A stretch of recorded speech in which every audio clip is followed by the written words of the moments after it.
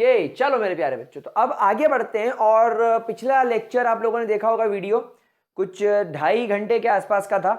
और एक ही लेक्चर में मैंने बहुत सारे टॉपिक्स पढ़ा दिए थे, टाइम स्टैम्प्स नीचे दे देंगे।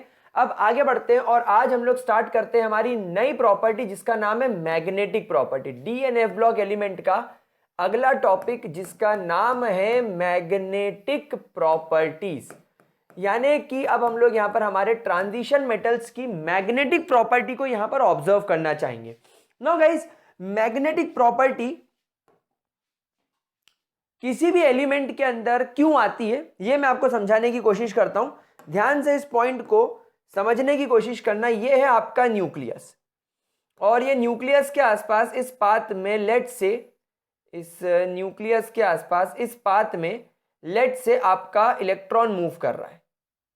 लेट से आपका इलेक्ट्रॉन इस पाथ में मूव कर रहा है ना। इसको थोड़ा सा इधर बीच में ले लेते हैं। झंडू बाम पीड़ा हरी बाम, सर्दी सरद पीड़ा दूर झंडू। चलो हाँ ठीक है। तो ये आपका एक इलेक्ट्रॉन है और एक इलेक्ट्रॉन आपका ये है। ये दोनों इलेक्ट्रॉन एक ऑर्बिटल में घूम रहा है। Both the electrons are moving in an orbital. ये दोनों इलेक्ट्रॉन एक ऑर्बिटल में मूव कर रहे हैं। ये आपका सुंदर सा न्यूक्लियस हो गया। अब गाइस ये देखा गया है कि आपका जो एक इलेक्ट्रॉन होता है वो इस प्रकार क्लॉकवाइज घूमता है, तो दूसरा इलेक्ट्रॉन अपने एक्सिस पर इस प्रकार एंटी क्लॉकवाइज घूमता है। लेकिन ये दोनों के दोनों इलेक्ट्रॉन न्यूक्लियस के आसपास एक ही पाथ पर घूमते हैं। मतलब ये कुछ ऐसा हो गया कि सन के आसपास आपकी अर्थ मूव करती है ऐसे। सन के आसपास हम घूमते हैं। सन के आसपास पूरा एक चक्कर लगाने में अर्थ को 365 डेज लगते हैं, एक साल। लेकिन उसके अलावा सर अर्थ जो है वो तो अपने एक्सिस पर भी घूमती हुई नजर आती है। दिन हो गया, रात हो गई, दिन हो गया। मतलब अर्थ दो प्रकार के रोटेशन एंड रिवॉल्यूशन शो करती है। रोटेट, अपनी खुद की एक्सिस पर घूमना यानी रोटेट करना, और सन के आसपास चक्कर लगाना मतलब रिवॉल्व करना। ठीक उसी तरह आपके एक ऑर्बिटल में, आपका एक ऑर्बिटल, याद करो आप एक ऐसा डब्बा बनाते हो, डब्बे में 2 इलेक्ट्रॉन लिखते हो, तो ये वही एक डब्बा है, ये गोल ऑर्बिटल है। इसमें एक इलेक्ट्रॉन इस प्रकार घूम रहा है, तो हम बोल सकते हैं कि ये इलेक्ट्रॉन का जो स्पिन है वो क्लॉकवाइज है। ये इलेक्ट्रॉन अपने खुद के एक्सिस पर क्लॉकवाइज घूम रहा है, तो ये इलेक्ट्रॉन अपने खुद के एक्सिस पर एंटी क्लॉकवाइज घूम रहा है। अब गाइस इनके घूमने की वजह से, इनके अपने खुद के एक्सिस पर रोटेट होने की वजह से और न्यूक्लियस के आसपास रिवॉल्व होने की वजह से each and every electron starts behaving as a tiny magnet. हर इलेक्ट्रॉन एक टाइनी मैग्नेट की तरह यहां पर बिहेव करने लगता है। दोनों के दोनों इलेक्ट्रॉन यहां पर टाइनी मैग्नेट की तरह बिहेव करने लग जाते हैं। लेकिन इसका स्पिन क्लॉकवाइज होने की वजह से हम इसे +½ से डिनोट कर देते हैं। जरूरी नहीं है, -½ भी लिख सकते हो। और ये एंटी क्लॉकवाइज होने की वजह से हम इसे -½ लिख देते हैं। चाहो तो आप इसको +½ लिख दो, लेकिन अगर इसको प्लस बोल रहे हो तो इसको माइनस बोलो, इसको प्लस लिखना हो तो इसको माइनस लिखना पड़ेगा। मतलब क्लॉकवाइज और एंटी क्लॉकवाइज दोनों इलेक्ट्रॉन घूम रहे हैं। तो क्या होगा, क्योंकि दोनों एक ही ऑर्बिटल में मौजूद हैं, ये इसके स्पिन को और ये इसके स्पिन को कैंसिल कर देगा। ये इसके मोमेंटम को और ये इसके मोमेंटम को, ये दोनों एक दूसरे के मोमेंटम को कैंसिल कर देंगे, और यहां पर नेट मैग्नेटिक मोमेंट, यहां पर आप लोगों का जो नेट मैग्नेटिक मोमेंट है जिसको हम लोग म्यू से डिनोट करते हैं, वो हो जाता है 0। क्या ये बात समझ में आ गई मेरे प्यारे बच्चों? सो नेट मैग्नेटिक मोमेंट हो जाता है 0। क्या ये चीज क्लियर हुई? अब यहां पर हमने क्या ऑब्जर्व करा? यहां पर हमने ये ऑब्जर्व करा कि अगर आपके ऑर्बिटल में इलेक्ट्रॉन्स पेयर्ड है, if we have paired electrons, if we have paired electrons, if we have paired electrons in orbital, यानी आपके ऑर्बिटल में अगर पेयर्ड इलेक्ट्रॉन है, देन आपका मैग्नेटिक मोमेंट 0 देखा जाता है, and hence the substance, or we can say the compound, hence the substance or compound becomes non-magnetic, becomes non magnetic, it becomes non magnetic. क्या ये चीज क्लियर हो रही है आप लोगों को? अब यहां पर ऐसे सब्सटेंसेस जिनके अंदर इलेक्ट्रॉन्स पेयर्ड होते हैं, जिनका मैग्नेटिक मोमेंट जीरो हो जाता है, these substances are called as diamagnetic substances। ऐसे substances को diamagnetic compounds या diamagnetic substances बोला जाता है। diamagnetic compounds, डाई का मतलब ही केमिस्ट्री में साइंस में होता है जोड़, टू, दो, है ना। तो अगर डायमैग्नेटिक आ रहा है मतलब इसके अंदर इलेक्ट्रॉन्स जो होंगे वो पेयर्ड होंगे, और इलेक्ट्रॉन्स के पेयर्ड होने की वजह से एक इलेक्ट्रॉन ऑर्बिटल में दूसरे इलेक्ट्रॉन के स्पिन को, मैग्नेटिक मोमेंट को, उसके मोमेंटम को नलीफाई कर देगा और नेट मैग्नेटिक मोमेंट जीरो हो जाएगा। क्या ये बात समझ में आ गई? लेकिन मेरे प्यारे बच्चों, अगर इलेक्ट्रॉन्स अनपेयर्ड हुए, if in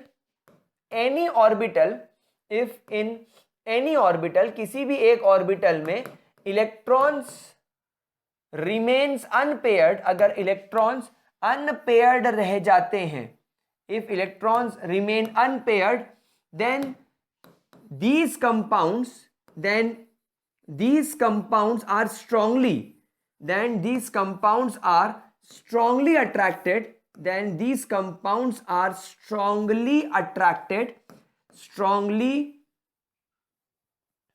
attracted by magnetic field। ये मैग्नेटिक फील्ड में जब भी आते होंगे, जब ये मैग्नेटिक फील्ड में आते होंगे तब ये मैग्नेटिक फील्ड में स्ट्रांगली अट्रैक्टेड होंगे, इनको मैग्नेटिक इफेक्ट अपनी ओर अट्रैक्ट करेगा, एंड ऐसे सब्सटेंसेस को बोला जाता है पैरामैग्नेटिक सब्सटेंसेस। ऐसे सब्सटेंसेस को क्या बोला जाता है? पैरामैग्नेटिक सब्सटेंसेस या पैरामैग्नेटिक कंपाउंड्स। ऐसे कंपाउंड्स जिनके अंदर इलेक्ट्रॉन्स अनपेयर्ड फॉर्म में होते हैं, और जब आप इन्हें मैग्नेटिक फील्ड में रखते हो तो मैग्नेटिक फील्ड इन पर अच्छा खासा इंपैक्ट क्रिएट करती है, इन्हें मैग्नेटिक प्रॉपर्टी प्रोवाइड कर देती है, ये एक टाइनी मैग्नेट की तरह बिहेव करने लग जाते हैं। सर ऐसा क्यों होता होगा? भाई मुझे बताओ, एक ऑर्बिटल है और अगर इस ऑर्बिटल में सिर्फ एक ही इलेक्ट्रॉन है तो इसका जो मैग्नेटिक मोमेंट होता होगा वो या तो प्लस हाफ होगा या तो माइनस हाफ होगा। इसके मैग्नेटिक मोमेंटम को, इसके एंगुलर मोमेंटम को या इसके मैग्नेटिक मोमेंट को कैंसिल करने वाला दूसरा इलेक्ट्रॉन है ही नहीं। तो यहां पर नेट मैग्नेटिक मोमेंट जो होता है, it can not be equal to zero. The net magnetic moment can not be equal to zero. Magnetic moment कभी जीरो के बराबर इसमें नहीं होगा। एक टर्म और समझ लो, जब पढ़ ही रहे हैं तो पूरा ही पढ़ लेते हैं। वैसे तो आप लोगों को सॉलिड स्टेट्स में मैंने पढ़ा रखा है फेरोमैग्नेटिक सब्सटेंसेस।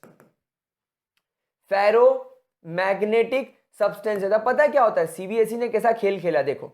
सॉलिड स्टेट्स में से टर्म 1 सिलेबस में उन्होंने इस चीज को माइनस कर दिया, और टर्म 2 में डी ब्लॉक में ये टॉपिक रखा हुआ है। अब बच्चा क्या करता है? बच्चा मान लो टर्म 1 टर्म 2 ना देते हुए अगर पूरा एग्जाम एक साथ देता तो वो तो सोचता सॉलिड स्टेट्स में एंटी फेरोमैग्नेटिक, पैरामैग्नेटिक, डायमैग्नेटिक नहीं आएगा, आप छोड़ के चले जाते, लेकिन वो डी ब्लॉक में पूछ लेता। तो भैया पढ़ना पूरा पड़ता है। आप बोलते हो ना सर आपने ये पढ़ा दिया, आपने ये पढ़ा दिया, तो था नहीं, लेकिन पढ़ लो, कोई फर्क नहीं पड़ता। Now ferromagnetic substances basically they are called as extreme case of paramagnetic substances. They are extreme case of paramagnetic substances. जो आपके पैरामैग्नेटिक सब्सटेंसेस है ना, ये उसका एक्सट्रीम केस है। मतलब क्या सर? मतलब कि ये मैग्नेटिक फील्ड में इतने स्ट्रांगली अट्रैक्टेड हो जाते हैं कि जब आप मैग्नेटिक फील्ड इस पर से हटा भी दोगे तो भी ये मैग्नेट ही बन जाएंगे। मतलब शुरुआत में these compounds are non magnetic, फिर आपने इन पर मैग्नेटिक फील्ड लगाई तो ये मैग्नेट की तरह बिहेव करना शुरू कर दिए। अब जब आप मैग्नेटिक फील्ड हटा दोगे तब भी ये मैग्नेटिक प्रॉपर्टी शो करते रह जाएंगे। लेकिन पैरामैग्नेटिक सब्सटेंसेस ऐसा नहीं करते। पैरामैग्नेटिक सब्सटेंसेस सिर्फ तब तक मैग्नेटिक फील्ड से अट्रैक्टेड रहेंगे, तब तक मैग्नेटिक प्रॉपर्टी शो करेंगे जब तक आप इन पर मैग्नेटिक फील्ड लगा रहे हो। लेकिन जैसे ही आपने इन पर से मैग्नेटिक फील्ड हटाई, जैसे ही आप लोगों ने इस पर से मैग्नेटिक फील्ड हटाई, मेरे प्यारे बच्चों, ये पूरी तरीके से मैग्नेटिक प्रॉपर्टी देना बंद कर देंगे। लेकिन फेरोमैग्नेटिक सब्सटेंसेस में क्या होगा, फेरोमैग्नेटिक सब्सटेंसेस में दे show magnetic properties, they shows magnetic properties even after the removal of magnetic field। यानी जब आप इनके ऊपर से मैग्नेटिक फील्ड हटा देंगे तो मैग्नेटिक फील्ड हटा देने के बाद भी ये लोग मैग्नेट की तरह ही बिहेव करेंगे। इसका एग्जाम्पल है आयरन, कोबाल्ट एंड निकल। आयरन, कोबाल्ट एंड निकल यूजुअली फेरोमैग्नेटिक सब्सटेंसेस की कैटेगरी में आते हैं। ठीक है, नाउ कौन कितना ज्यादा मैग्नेटिक प्रॉपर्टी शो करेगा वो किस पर डिपेंड करेगा, तो basically the extent of magnetic properties depend upon unpaired electron. It depends upon the number of unpaired electrons. यानी अगर आपके कंपाउंड के अंदर कितने अनपेयर्ड इलेक्ट्रॉन है, ये पूरा का पूरा खेल उस पर डिपेंड करेगा। तो गाइस इसके लिए आप लोगों को मैग्नेटिक मोमेंट निकालने का एक फॉर्मूला दे रखा होता है, that is √n+2 bm, where bm क्या है मेरे प्यारे बच्चों, bm कहलाता है बोर्स मैग्नेटॉन। ये यूनिट है, ये क्या है, ये यूनिट है, इसको बोलते हैं बोर्स मैग्नेटॉन। बोर्स मैग्नेटॉन, यहां पर हम सब लोग बात ध्यान रखेंगे, 1 Bohr magneton is actually equal to 9.27 into 10 to the power -24 joules per Tesla। Joules per tesla. ठीक है, या इसको अगर मैं एम्पियर मीटर स्क्वायर में कन्वर्ट करके बताऊं, एम्पियर मीटर स्क्वायर में, तो आप इसे ऐसा भी लिख सकते हैं, 1 Bohr magneton is equal to 9.27 into 10 to the power -24 ampere metre square. तो अब इतनी बड़ी वैल्यू हम लोग याद तो रख नहीं सकते, इसलिए हम इसको यूजुअली बोर मैग्नेटॉन से लिख देते हैं। वहीं पर n का मतलब क्या होता है, n का मतलब होता है number of unpaired electrons, number of unpaired electrons. चलो हम लोग एक काम करते हैं, हम लोग यहां पर एक एग्जांपल से इसको कंपेयर करते हैं। मान लीजिए आपके पास में आयरन अपने डाई पॉजिटिव फॉर्म में है और मैग्नीज अपने डाई पॉजिटिव फॉर्म में है, और इसमें से आपसे बोला जाए कि ज्यादा मैग्नेटिक प्रॉपर्टी किसके पास होगी, ज्यादा स्ट्रॉन्ग मैग्नेट कौन होगा। तो यहां पर आपको क्या करना पड़ेगा, यहां पर आप लोगों को सबसे पहले आयरन का इलेक्ट्रॉनिक कॉन्फ़िगरेशन बनाना पड़ेगा। आप बोलेंगे आयरन के 4s ऑर्बिटल में सर 2 इलेक्ट्रॉन होते हैं। फिर आप बोलेंगे सर आयरन के 3d ऑर्बिटल में 1 2 3 4 5 एंड 6 इलेक्ट्रॉन होंगे। सिमिलरली आप बोलेंगे सर मैग्नीज का एटॉमिक नंबर 25 होता है, सर मैग्नीज के 4s ऑर्बिटल में 2 इलेक्ट्रॉन होते हैं, और सर मैग्नीज के 3d ऑर्बिटल में 1 2 3 4 एंड 5 इलेक्ट्रॉन होते हैं। क्योंकि आपने हमसे कहा है कि इन्हें +2 फॉर्म में बनाओ, इन्हें आपने कहा है +2 फॉर्म में बनाओ, दैट मीन्स हमें 2 इलेक्ट्रॉन निकालने पड़ेंगे, और वैलेंस शेल यही होने की वजह से हम 2 इलेक्ट्रॉन यहां से निकाल देंगे इसके, और 2 इलेक्ट्रॉन यहां से निकाल देंगे इसके। अब 2 इलेक्ट्रॉन्स दोनों में से चले जाने के बाद आप मुझे बताइए इसमें नंबर ऑफ अनपेयर्ड इलेक्ट्रॉन्स कितने दिख रहे हैं, 1 2 3 एंड 4, और इसमें नंबर ऑफ अनपेयर्ड इलेक्ट्रॉन कितने दिख रहे हैं, एग्जैक्टली 1 2 3 4 एंड 5। तो number of unpaired electron manganese में ज्यादा होने की वजह से मैग्नेटिक प्रॉपर्टी इसी की ज्यादा होगी। लेकिन हम इसे फॉर्मूले में रख के भी देख लेते हैं, n+2 वाले फॉर्मूले में इसको रख लेते हैं, तो ये हो जाएगा √4 4+2 यानी 4+2 6 यानी 24 यानी √24। अब हम लोग सब जानते हैं कि 5 5 25 होता है, तो इसकी वैल्यू 5 से थोड़ी कम होगी, तो मैं इसको 4.9 मान लूं, तो इसका हो गया 4.9 बोर मैग्नेटॉन। आओ 5 की वैल्यू रख के देखें, √5 5+2 यानी कि 7 7 5 35 यानी √35। नाउ 6 6 36, 6 से थोड़ी छोटी वैल्यू होगी, तो इसको अपन 5.9 मान लेते, चलो छोड़ो 5.9 मान लेते। तो अब आप देख लो अंडर बोर मैग्नेटॉन यानी इसके म्यू की वैल्यू इतनी है, इसके म्यू की वैल्यू इतनी है, तो ज्यादा वैल्यू किसकी हुई 5.9 की। इसलिए मैग्नीज अपने डाई पॉजिटिव फॉर्म में जैसे MnCl2 के फॉर्म में है और FeCl2 का फॉर्म है, तो ये वाला ज्यादा मैग्नेटिक प्रॉपर्टी शो करेगा। ठीक है, तो अल्टीमेटली किसी भी सब्सटेंस की मैग्नेटिक प्रॉपर्टी डिपेंड करेगी कि उसके अंदर नंबर ऑफ अनपेयर्ड इलेक्ट्रॉन्स कितने हैं। एक चार्ट मैं आपको पढ़ा देता हूं जो हमको एनसीईआरटी ने दिया था। स्कैंडियम सिर्फ +3 ऑक्सीडेशन स्टेट शो करता है। उस कंडीशन में उसके पास में डी ऑर्बिटल में 0 इलेक्ट्रॉन्स होते हैं। नंबर ऑफ अनपेयर्ड इलेक्ट्रॉन 0 होने की वजह से उसकी मैग्नेटिक मोमेंट 0 होती है, यानी स्कैंडियम अपने ट्राई पॉजिटिव फॉर्म में डायमैग्नेटिक नेचर का हो जाएगा। It will become diamagnetic in nature. Similarly आप जिंक डाई पॉजिटिव को देखो, जिंक के 4s में से 2 इलेक्ट्रॉन जाने के बाद भी उसके 3d में 10 इलेक्ट्रॉन बचेंगे। सारे के सारे इलेक्ट्रॉन्स पेयर्ड होने की वजह से मैग्नेटिक मोमेंट इसका भी 0 हो जाएगा। मतलब जिंक भी डायमैग्नेटिक सब्सटेंस है अपने डाई पॉजिटिव फॉर्म में। तो ये दोनों पॉइंट आप लोगों को बढ़िया तरीके से ध्यान रखने। इसके बाद आप देखो टाइटेनियम +3 फॉर्म में एक अनपेयर्ड इलेक्ट्रॉन, तो अंडर रूट n+2 वाले फॉर्मूले से इसकी वैल्यू इतनी आई। ये कैलकुलेटेड थी और रियल में ऑब्जर्व इतनी हुई, यानी आप देखो हमारा फॉर्मूला सही बैठ रहा है। टाइटेनियम डाई पॉजिटिव फॉर्म में उसके पास में 2 अनपेयर्ड इलेक्ट्रॉन है, ये इसकी वैल्यू हो गई। ये अब आप खुद कैलकुलेट कर सकते हो, 3 इलेक्ट्रॉन, 4 इलेक्ट्रॉन, 5 इलेक्ट्रॉन, 6 इलेक्ट्रॉन, 7, 8 और 9। लेकिन अनपेयर्ड कितने, 3, 4, 5, 4, 3, 2, 1, यानी नंबर ऑफ अनपेयर्ड इलेक्ट्रॉन घट जाते हैं मैग्नीज के बाद, हम लोग सब जानते हैं। तो इस प्रकार इनके मैग्नेटिक मोमेंट आप लोग निकाल सकते हैं। तो इससे आपको पता चल जाएगा कि कौन मैग्नेटिक है और कौन मैग्नेटिक नहीं है। ठीक है मेरे प्यारे बच्चों, कोई दिक्कत, कोई परेशानी किसी भी तरीके की? आगे बढ़े, चलिए अगले टॉपिक की तरफ चलते हैं और अगले टॉपिक का नाम है formation of coloured ions. Next topic which we are going to discuss is the formation of coloured ions. अगला टॉपिक हेडिंग डालेंगे आप सभी लोग प्यारे बच्चे, इज द फॉर्मेशन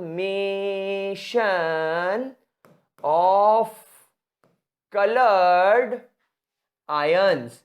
यानी हम लोग ये देखते हैं, हम लोग ये ऑब्जर्व करते हैं कि हमारे जितने भी डी ब्लॉक एलिमेंट होते हैं उनमें से या तो वो अपने सॉलिड कंपाउंड के फॉर्म में हो या तो वो उनके एक्वस कंपाउंड के फॉर्म में हो, दे शो कलर। तो यहां पर हम लोग लिखेंगे दैट डी ब्लॉक एलिमेंट्स, हम लोग यहां पर लिखेंगे that D block elements either in their solid compound form, either in their solid form or in their aqueous form, भले ही वो उनके solid form में हो या भले ही वो इनके aqueous form में हो, they shows color। ये हमेशा कलर्ड होते हैं। एग्जाम्पल मैं आपको बताऊं, आप लोग ने एक टर्म सुनी होगी ब्लू व्हाइट रॉल। आप लोगों ने कंपाउंड का नाम सुना होगा जिसका नाम है blue vitriol. Blue colour का होता है, blue vitriol blue colour का होता है and it is nothing but CuSO4.5H2O, है ना। तो यूजुअली आप देखोगे कॉपर के सॉल्ट्स ब्लू कलर के होते हैं, आयरन के सॉल्ट ग्रीन कलर के होते हैं। आपने नाम सुना होगा KMnO4 पोटेशियम परमैंगनेट, इसमें KMnO4 में मैग्नीज होने की वजह से यह पर्पल कलर का होता है। आपने नाम सुना होगा K2Cr2O7, इसमें क्रोमियम होने की वजह से ये ऑरेंज कलर का होता है। तो बेसिकली ये कंपाउंड्स आप लोगों को कलर देते हैं। तो कलर क्यों देते हैं? तो गाइस आप लोगों ने एक बहुत सिंपल सा कॉन्सेप्ट याद करो, क्लास 11th में नील बोर मॉडल के अंदर पढ़ा होगा, एक्साइटेशन ऑफ इलेक्ट्रॉन। क्या होता है कि जब कभी भी आपके ये ट्रांजिशन एलिमेंट्स विजिबल रेडिएशन में, जैसे अभी आप देखो यहां पर मेरे स्टूडियो में भी लाइट्स चल रही हैं, तो जब मैं किसी भी ट्रांजिशन एलिमेंट के कंपाउंड को जब मैं विजिबल रेडिएशंस में रखूंगा, तो ये रेडिएशन एक प्रकार की एनर्जी है, तो ये रेडिएशन वो अब्सॉर्ब कर लेगा। अब वो ट्रांजिशन एलिमेंट रेडिएशन अब्सॉर्ब करके क्या करेगा? कुछ नहीं, उसके जो इलेक्ट्रॉन्स डी ऑर्बिटल में मौजूद हैं, अगर वो अनपेयर्ड हुए तो वो unpaired electron lower D orbital में मौजूद होंगे, तो वो इलेक्ट्रॉन एनर्जी अब्सॉर्ब करके हायर एक्साइटेड डी ऑर्बिटल में चले जाएंगे, हाई एनर्जी डी ऑर्बिटल में चले जाएंगे। और वहां जाने के बाद में आपने जिस टाइप की वेवलेंथ, जितने नैनोमीटर की वेवलेंथ आपने दी है, ये उसका कोरेस्पॉन्डिंग कलर, ये उसका कॉम्प्लीमेंट्री कलर रेडिएट करेंगे और आपकी आंखों में जब वो रेडिएशंस गिरेंगे तो आप लोगों को दिखाई देगा कि ये कलर शो कर रहा है। आप लोग सब जानते हैं कि जब एक इलेक्ट्रॉन लोअर स्टेट से एनर्जी अब्सॉर्ब करके हायर एक्साइटेड स्टेट में जाता है तो वहां कुछ देर रहने के बाद वो सारी एक्स्ट्रा एनर्जी रिलीज करके वापस से अपने ग्राउंड स्टेट में आ जाता है, अपने लोअर एनर्जी स्टेट में आ जाता है। तो वो जितनी एनर्जी रिलीज हो रही है वो एनर्जी आपकी आंखों में गिरेगी और क्योंकि वो एनर्जी विजिबल रेडिएशन की होगी आपको कलर दिखाई देगा। तो यहां पर हम इसका रीजन लिखेंगे that due to the presence of unpaired electrons in their d orbital they absorbs energy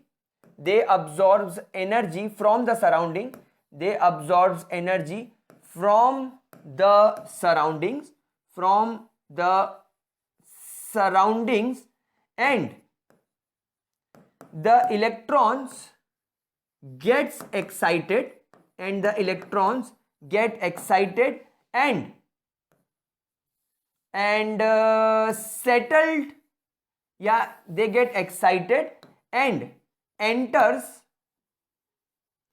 into higher d orbitals, into higher energy d orbital। ये हायर एनर्जी d ऑर्बिटल में चले जाते हैं, ये हायर एनर्जी d ऑर्बिटल में चले जाते हैं and radiates color of corresponding wavelength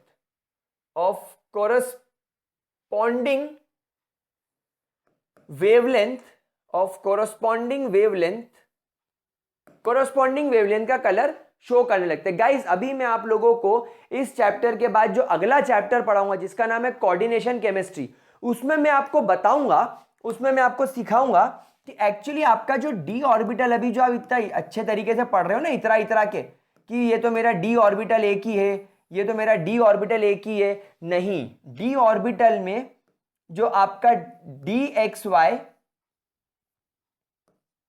D y z, d z x, उसके अलावा d x square minus y square और डी जेड स्क्वायर, ये दो प्रकार के आपके पास में ऑर्बिटल्स होते हैं। इसमें आप देखो जब आप इनका डायग्राम बनाओगे तो आपको पता चलेगा कि ये तीनों जो ऑर्बिटल्स हैं ये ऑर्बिटल्स नॉन एक्सियल ऑर्बिटल्स है। याद करो मैंने आपको सिखाया था 11th में, ये आपका एक्स एक्सिस है, ये आपका वाई एक्सिस है।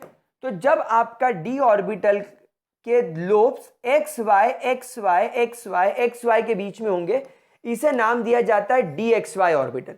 मतलब ना तो ये एक्स पर है ऑर्बिटल का लोब, यानी ये वाले जो लोब्स हैं ना तो एक्स पर है ना तो ये वाई पर है, ये एक्स वाई के बीच में है, एक्स वाई के बीच में है, एक्स वाई के बीच में है, एक्स वाई के बीच में, तो इनको बोलते हैं नॉन एक्सियल। लेकिन वहीं अगर मान लीजिए आपके पास में ये एक्स एक्सिस है, ये वाई एक्सिस है, एक लोब आपके एक्स एक्सिस पर है, एक लोब आपके वाई एक्सिस पर है, तो इसे नाम दिया गया था d x square y square. तो गाइस यहां पर आपके पास में दो तरीके के ऑर्बिटल्स होते हैं, एक नॉन एक्सियल ऑर्बिटल्स और एक आपके एक्सियल ऑर्बिटल्स। क्या ये बात समझ में आ गई? क्या ये बात समझ में आ गई? Now depending upon the metal इनमें से कुछ की एनर्जी लो होती है और कुछ की एनर्जी हाई होती है। तो ये जो तीन ऑर्बिटल्स होते हैं ये लोअर एनर्जी लेवल पर होते हैं जिन्हें बोला जाता है T2G, और ये दो ऑर्बिटल की एनर्जी हाई होती है इन्हें बोला जाता है EG। तो यूजुअली क्या देखा गया है कि अगर आपके इलेक्ट्रॉन अनपेयर्ड है और वो इन तीन नॉन एक्सियल ऑर्बिटल में जिनकी एनर्जी लो है तो एनर्जी अब्सॉर्ब करके वो यहां से एनर्जी लेकर यहां से अब्सॉर्ब करके वो यहां पहुंच जाते हैं एंड इसे बोलते हैं एक्साइटेड स्टेट। यानी इलेक्ट्रॉन है तो 3D ऑर्बिटल के अंदर ही, लेकिन वो 3D ऑर्बिटल के एक्सियल ऑर्बिटल्स में से जंप करके नॉन एक्सियल ऑर्बिटल में चला गया, लोअर एनर्जी लेवल से हायर एनर्जी लेवल में चला गया। और यह करने के लिए उसने डेफिनेटली एनर्जी अब्सॉर्ब करी होगी, और जिस वेवलेंथ की उसने एनर्जी अब्सॉर्ब करी है उसका कोरस्पॉन्डिंग कलर वो वहां पर शो करेगा। मैं आपको इससे कोरस्पॉन्डिंग कलर का चार्ट बनाना भी सिखा देता हूं। यूजुअली 90% केसेस में जेई के सवाल इसी से सॉल्व हो जाते हैं। देखो तो यहां पर हम लिखेंगे वॉयलेट। अच्छा, वॉयलेट और इंडिगो, वॉयलेट और इंडिगो ऑलमोस्ट सेम शेड में, तो हम इंडिगो छोड़कर यहां पर लिख लेते हैं ब्लू, यहां पर हम लिख लेते हैं ग्रीन, यहां पर लिख लेते हैं हम येलो, यहां पर लिख लेते हैं हम लोग ऑरेंज, और यहां पर हम लोग लिख लेते हैं रेड। नाउ गाइस एक बात बिल्कुल सीधे तरीके से याद रखो कि अगर आपके एलिमेंट ने या आपके आयन ने वॉयलेट रेंज की लाइट अब्सॉर्ब करी है तो उसका कोरस्पॉन्डिंग कलर येलो है। यानी अगर मैंने वॉयलेट रीजन की लाइट अब्सॉर्ब करी है तो क्या मैं वॉयलेट कलर शो करूंगा? नहीं, मैंने वॉयलेट रीजन की लाइट अब्सॉर्ब करी है तो मैं येलो कलर रेडिएट करूंगा। वॉयलेट का कोरस्पॉन्डिंग कलर येलो है। अगर मैंने ब्लू रेडिएशन की लाइट अब्सॉर्ब करी है तो मैं कोरस्पॉन्डिंग कलर ऑरेंज शो करूंगा। अगर मैंने ग्रीन शो करी है, ग्रीन अब्सॉर्ब करी है, तो मैं रेड कलर की लाइट को रेडिएट करूंगा। सिमिलरली अगर मैंने येलो कलर की लाइट अब्सॉर्ब करी है तो मैं वॉयलेट कलर जो है वो शो करूंगा। अगर मैंने ऑरेंज लाइट अब्सॉर्ब करी है तो मैं ब्लू कलर छोड़ूंगा, और अगर मैंने रेड लाइट अब्सॉर्ब करी है तो मैं ग्रीन कलर छोड़ूंगा। ये तुम्हारे कोरस्पॉन्डिंग कलर का चार्ट है। इस चार्ट की मदद से आप लोग बड़े आराम से ये प्रेडिक्ट कर सकते हो कि यार इसका कलर क्या होगा। जैसे फॉर एग्जांपल मान लो कि मेरा जो कॉपर है वो कुछ ऑरेंज और येलो कलर की लाइट को अब्सॉर्ब कर रहा है, तो ऑरेंज और येलो के बीच की लाइट कुछ कुछ यहां की होगी, तो इसका कोरस्पॉन्डिंग कलर ऑब्वियसली आपके वॉयलेट और ब्लू के बीच का कुछ होगा। तो समवॉट आप ऑप्शन में सर्च करेंगे वॉयलेट, ब्लू या इंडिगो, ये कुछ रेंज का ही आपका कलर होगा। आपको रेड या आपको ग्रीन या आपको येलो कलर दिखाई नहीं देगा, वो आपको कुछ इन्हीं शेड्स के बीच का कलर दिखाई देगा। समझ में आ गई बात? तो इस वजह से आपके इलेक्ट्रॉन्स अनपेयर्ड होने की वजह से वो अपने डी ऑर्बिटल में लोअर एनर्जी डी ऑर्बिटल से हायर एनर्जी डी ऑर्बिटल में जाते हैं। गाइस मैंने आपको ये समझा दिया, मैं यही कोऑर्डिनेशन केमिस्ट्री में फिर और डिटेल में भी समझाऊंगा, लेकिन अभी आप लोग ये ध्यान रखो कि डी ऑर्बिटल दो तरीके के होते हैं, non axial and axial. Non axial की अगर एनर्जी कम है और अगर इलेक्ट्रॉन इसमें मौजूद है, और नॉन एक्सियल वाले की एनर्जी कम है तो एक्सियल वाले की ज्यादा होगी, तो इलेक्ट्रॉन यहां से यहां जंप करके जाएगा, और जब वो यहां से यहां जंप करके जाएगा तो वो कितनी एनर्जी अब्सॉर्ब कर रहा है वो देख लो। उसका कॉम्प्लीमेंट्री कलर वो शो करेगा। तो ये कॉम्प्लीमेंट्री कलर का चार्ट हो गया। ये आप लोगों को एक कॉम्प्लीमेंट्री कलर का मैंने चार्ट दे दिया। कॉम्प्लीमेंट्री कलर का चार्ट है ये आप लोग नॉर्मली फॉलो कर सकते हो। अब गाइज हम लोग यहाँ पर आगे चल के देखते हैं कि कौन कैसा कलर शो कर रहा है, देखते हैं हम लोग। आइए देखो, नाउ स्कैंडियम जब अपने +3 फॉर्म में होता है तो इसके पास में 0 इलेक्ट्रॉन होते हैं। टाइटेनियम जब अपने +4 फॉर्म में होता है तो इसके पास भी नंबर ऑफ अनपेयर्ड इलेक्ट्रॉन 0 होते हैं। तो आप देखो ये कलरलेस है। सिमिलरली आप देखो जिंक के पास में डी ऑर्बिटल में 10 इलेक्ट्रॉन बचते हैं जब जिंक अपने 4s ऑर्बिटल में से 2 इलेक्ट्रॉन निकाल के +2 ऑक्सीडेशन स्टेट ऑक्यूपाई करता है। तो ये हो गया कलरलेस। इसको छोड़कर आप बाकी किसी भी एग्जाम्पल पर नजर गड़ा लो, इन सब के पास में आप लोगों को इलेक्ट्रॉन्स दिखाई देते हैं, और इन सब के अंदर अनपेयर्ड इलेक्ट्रॉन्स होते हैं। इसमें 1 होगा, इसमें 1 होगा, इसमें 2, इसमें 3, इसमें 3, इसमें 4, इसमें 4, इसमें 5, फिर इसमें 4, इसमें 3, इसमें 2 और इसमें 1। तो आप देखो ये अकॉर्डिंगली आपको कलर शो करते हुए नजर आ रहे हैं। ये सब कलर्ड है। क्या बात समझ में आ गई मेरे प्यारे बच्चों? Is that very much clear to you? तो इस प्रकार ये क्या करते हैं, ये कलर आयंस फॉर्मेशन करते हैं। ठीक है, चलिए गाइस, तो अब अगली प्रॉपर्टी की तरफ हम लोग बढ़ते हैं हमारे डीएनएफ लॉग एलिमेंट में, the formation of complex compounds. Guys अगला पूरा चैप्टर कोऑर्डिनेशन केमिस्ट्री पूरा इस कॉम्प्लेक्स चैप्टर के ऊपर ही है। देखो गाइस कॉम्प्लेक्स चैप्टर्स मतलब जो कॉम्प्लेक्स कंपाउंड्स होते हैं कैसे होते हैं, जैसे आपने सुना होगा एक कंपाउंड का नाम K4 FeCN6। अब इसके अंदर आप लोग यहां पर खुद इस चीज को ध्यान से देख रहे होंगे कि सर यहां पर आपके आयरन के साथ में साइनाइड आयंस ने कोऑर्डिनेशन बॉन्ड बनाए हैं।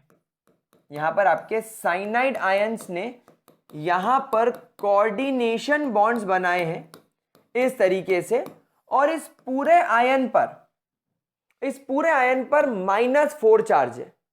ये तुम्हारा कॉम्प्लेक्स आयन है और इसको सेटिस्फाई करने के लिए यहां पर 4 पोटेशियम +1 चार्ज के साथ में अवेलेबल है। तो 4 पोटेशियम पे +4 चार्ज हो गया।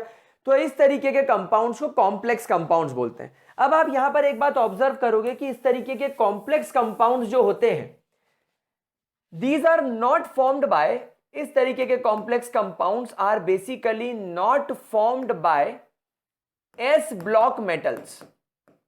जो आपके एस ब्लॉक एलिमेंट्स जो होते हैं, आपके जो एस ब्लॉक मेटल्स होते हैं, जैसे कि sodium, potassium, rubidium, caesium, calcium, magnesium, barium, ये लोग ऐसे कंपाउंड्स नहीं बना पाते। उसके पीछे क्या कारण है? उसके पीछे सबसे पहला और सबसे इंपॉर्टेंट कारण है, और पॉइंट नंबर 4, कि इनके पास में डी ऑर्बिटल नहीं होते। यानी आपके एस ब्लॉक मेटल्स के पास में वैकेंट डी ऑर्बिटल नहीं होते, लेकिन आपके डी ब्लॉक एलिमेंट्स जो होते हैं, आपके पास में जो ट्रांजिशनल एलिमेंट्स होते हैं, इनके पास में डी ऑर्बिटल वैकेंट होता है। अब गाइस, जब इनका डी ऑर्बिटल वैकेंट होता है, तो डी ऑर्बिटल वैकेंट होने की वजह से ये लोन पेयर ऑफ इलेक्ट्रॉन को एक्सेप्ट कर सकते हैं। ये लोन पेयर ऑफ इलेक्ट्रॉन को एक्सेप्ट कर सकते हैं, और लोन पेयर इलेक्ट्रॉन एक्सेप्ट करने की वजह से ये कोऑर्डिनेशन बॉन्ड बना सकते हैं। और अगर कोऑर्डिनेशन बॉन्ड बना लिया, फिर तो क्या दिक्कत, बल्ले बल्ले हो गई, शावा शावा हो गया, कि फिर ये तो बड़े आराम से कोऑर्डिनेशन बॉन्ड बना सकते हैं। तो लोन पेयर एक्सेप्ट करने की ताकत कब होगी? जब वैकेंट डी ऑर्बिटल होगा, और इनके पास में वैकेंट डी ऑर्बिटल अवेलेबल होता है। दूसरा, ये हमेशा स्मॉल साइज के आयंस होते हैं बिकॉज ऑफ लेंथेनाइट कॉन्ट्रैक्शन। आप लोग सब जानते हो कि जब आप पीरियोडिक टेबल में लेफ्ट से राइट की ओर जाते हो, एटॉमिक रेडियस डिक्रीज होता है। क्यों? क्योंकि एटॉमिक रेडियस डिक्रीज इसलिए होता है क्योंकि जब आप इलेक्ट्रॉन को इन डी ब्लॉक के अंदर भरते हो, डी ब्लॉक एलिमेंट्स के अंदर भरते हो, तो आप वैलेंस शेल में, यानी कि 4s में जाने के बाद अंदर 3d में उतरते हो, 5s में जाने के बाद अंदर 4d में उतरते हो, 6s में जाने के बाद अंदर 5d में उतरते हो। तो आप अंदर की तरफ इलेक्ट्रॉन भरने आते हो, तो टेक्निकली न्यूक्लियर चार्ज जो है वो बढ़ जाता है, क्योंकि आप इलेक्ट्रॉन न्यूक्लियस के पास भर रहे हो, तो साइज छोटा हो जाता है। मतलब S block elements, S block metal का साइज पीरियोडिक टेबल में सबसे बड़ा होता है। आप लोग जानते हो पीरियोडिक टेबल का जनरल ट्रेंड, लेफ्ट से राइट जाओगे साइज छोटा होगा। तो एस ब्लॉक पूरा लेफ्ट साइड भरा हुआ होता है, तो उनका साइज बड़ा होता है, लेकिन ये मिडिल में होने की वजह से इनका साइज छोटा हो जाता है। इनके बाद में जो नॉन मेटल्स आते हैं पी ब्लॉक के, उनका साइज और छोटा होता है, पर मेटल्स में इनका साइज छोटा होता है, चार्ज ज्यादा होता है। अनपेयर्ड इलेक्ट्रॉन्स डी ऑर्बिटल में और एस ऑर्बिटल में दोनों बॉन्डिंग में पार्टिसिपेट करने के लिए ये मल्टीपल ऑक्सीडेशन स्टेट शो करते हैं। +2, +3, +4, +5, +2 तो जनरली सब शो करते हैं, +3 शो करते हैं, +4 शो करते हैं, तो इनका चार्ज ज्यादा है। तो देखो, आयंस का साइज छोटा है लेकिन चार्ज इनका ज्यादा है, तो चार्ज बाय साइज, यानी इनकी चार्ज डेंसिटी बहुत ज्यादा हाई हो गई, क्योंकि चार्ज इनका ज्यादा है और साइज इनका लो है, साइज इनका स्मॉल है, तो चार्ज डेंसिटी ज्यादा हो गई। मतलब ये ज्यादा एनायंस को, ज्यादा लिगेंड्स को अपनी ओर अट्रैक्ट करेंगे। समझ में आ रही बात? इसलिए ये फॉर्मेशन ऑफ कॉम्प्लेक्स आयंस कर सकते हैं। ठीक है, कोई प्रॉब्लम? तो ये हो गई इसकी अगली property, that they can form complex compound. अगली प्रॉपर्टी की तरफ चलते हैं, इनकी कैटालिटिक प्रॉपर्टी। नाउ गाइस, आप सभी लोग जानते हैं कि आपके जो डी ब्लॉक एलिमेंट्स होते हैं, they are very good catalyst, they are very good catalyst. लेकिन ये वेरी गुड कैटलिस्ट क्यों होते हैं मेरे चूचू बच्चों? क्योंकि इनके पास में वेरिएबल ऑक्सीडेशन स्टेट होता है, क्योंकि इनके पास में वेरिएबल ऑक्सीडेशन स्टेट होता है। नाउ वेरिएबल ऑक्सीडेशन स्टेट से सर क्या मतलब है? देखो मेरे प्यारे बच्चों, क्योंकि यूजुअली इनके डी ब्लॉक, क्योंकि इनके जो डी ऑर्बिटल्स होते हैं, इनके डी ऑर्बिटल्स के इलेक्ट्रॉन भी बॉन्डिंग में पार्टिसिपेट करते हैं। साइमल्टेनियसली इनका जो डी ऑर्बिटल होता है, वो डी ऑर्बिटल में इलेक्ट्रॉन्स भी होते हैं एंड इनका डी ऑर्बिटल्स वैकेंट भी होता है। तो इलेक्ट्रॉन्स डी ऑर्बिटल में अपनी पोजीशन चेंज करते हैं, एनर्जी को अब्सॉर्ब करके, एनर्जी को रिलीज करके। आपको मैंने पढ़ाया था अभी थोड़ी देर पहले कलर। ये कलर क्यों शो करते हैं? क्योंकि इलेक्ट्रॉन लोअर एनर्जी लेवल से हायर एनर्जी लेवल में जाता है डी ब्लॉक में, तो ये एनर्जी अब्सॉर्ब और एनर्जी रिलीज करते हैं। तो वेरिएबल ऑक्सीडेशन स्टेट होता है क्योंकि इनका डी ऑर्बिटल में इलेक्ट्रॉन्स होते हैं और इनका डी ऑर्बिटल वैकेंट भी होता है। इस वजह से ये एक लार्ज स्पेक्ट्रम की, एंड ड्यू टू दिस ये एक लार्ज स्पेक्ट्रम की एनर्जी को, ये एक लार्ज स्पेक्ट्रम की एनर्जी को अब्सॉर्ब भी कर सकते हैं एंड रिलीज भी कर सकते हैं। लार्ज स्पेक्ट्रम की एनर्जी को ये अब्सॉर्ब करते हैं और उस एनर्जी को रिलीज करते हैं। और याद करो सरफेस केमिस्ट्री में क्या पढ़ाया था? किसी भी केमिकल रिएक्शन को करने के लिए हमें एक्टिवेशन एनर्जी प्रोवाइड करनी पड़ती है। केमिकल काइनेटिक्स में भी पढ़ा था एक्टिवेशन एनर्जी के बारे में। तो क्योंकि ये लार्ज नंबर ऑफ एनर्जी को, लार्ज स्पेक्ट्रम में एनर्जी को अब्सॉर्ब और रिलीज करते हैं, ये इजीली अचीव कर लेते हैं एक्टिवेशन एनर्जी। ये इजीली अचीव कर लेते हैं, they can easily achieve the activation energy. ये एक्टिवेशन एनर्जी को बड़े आराम से अचीव कर लेते हैं क्योंकि इनका डी ब्लॉक खाली होता है और थोड़े बहुत इलेक्ट्रॉन होते हैं, तो वो इलेक्ट्रॉन एनर्जी अब्सॉर्ब कर लेते हैं। तो ये सराउंडिंग से बहुत सारी एनर्जी अब्सॉर्ब कर लेंगे और जब इनको रिएक्शन में कैटालिसिस वाली प्रोसेस करनी होगी, जब रिएक्शन के रेट को फास्ट करना होगा, तो वो सारी एनर्जी उसको प्रोवाइड कर सकते हैं। तो जो ज्यादा एनर्जी लेगा वही तो ज्यादा एनर्जी प्रोवाइड करेगा। समझे बात को? तो क्योंकि इनके पास में वेरिएबल ऑक्सीडेशन स्टेट होता है, ये बड़े आराम से लार्ज अमाउंट में एनर्जी अब्सॉर्ब एंड रिलीज कर सकते हैं। दूसरा, इनके पास कैपेसिटी होती है इंटरमीडिएट कंपाउंड बनाने की। इनके पास में कैपेसिटी होती है इंटरमीडिएट कंपाउंड बनाने की। इमेजिन करो आपके पास में सल्फर डाइऑक्साइड नाम की गैस है। जब मैं इस सल्फर डाइऑक्साइड नाम की गैस को वेनेडियम पेंटाऑक्साइड के साथ में ट्रीट करता हूं, तो यहां पर ये कैटलिस्ट की तरह काम करेगा।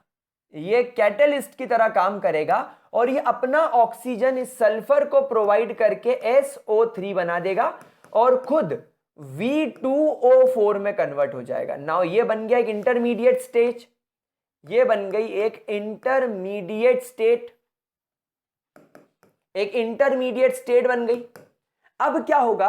अब आप बाद में इस 2 मोल्स ऑफ V2O4 को ऑक्सीजन गैस प्रोवाइड करोगे ताकि ये V2O5 बन जाए। अब आप इन दोनों रिएक्शंस को जब आप कंबाइन करोगे तो आप देखोगे V2O5 से V2O5 कैंसल आउट हो गया, V2O4 से V2O4 कैंसल आउट हो गया। अब क्या बचा? अब यहां बचा 2 मोल्स ऑफ SO2, यहां पर बचा ऑक्सीजन और यहां पर प्रोडक्ट साइड बचा 2 मोल्स ऑफ SO3।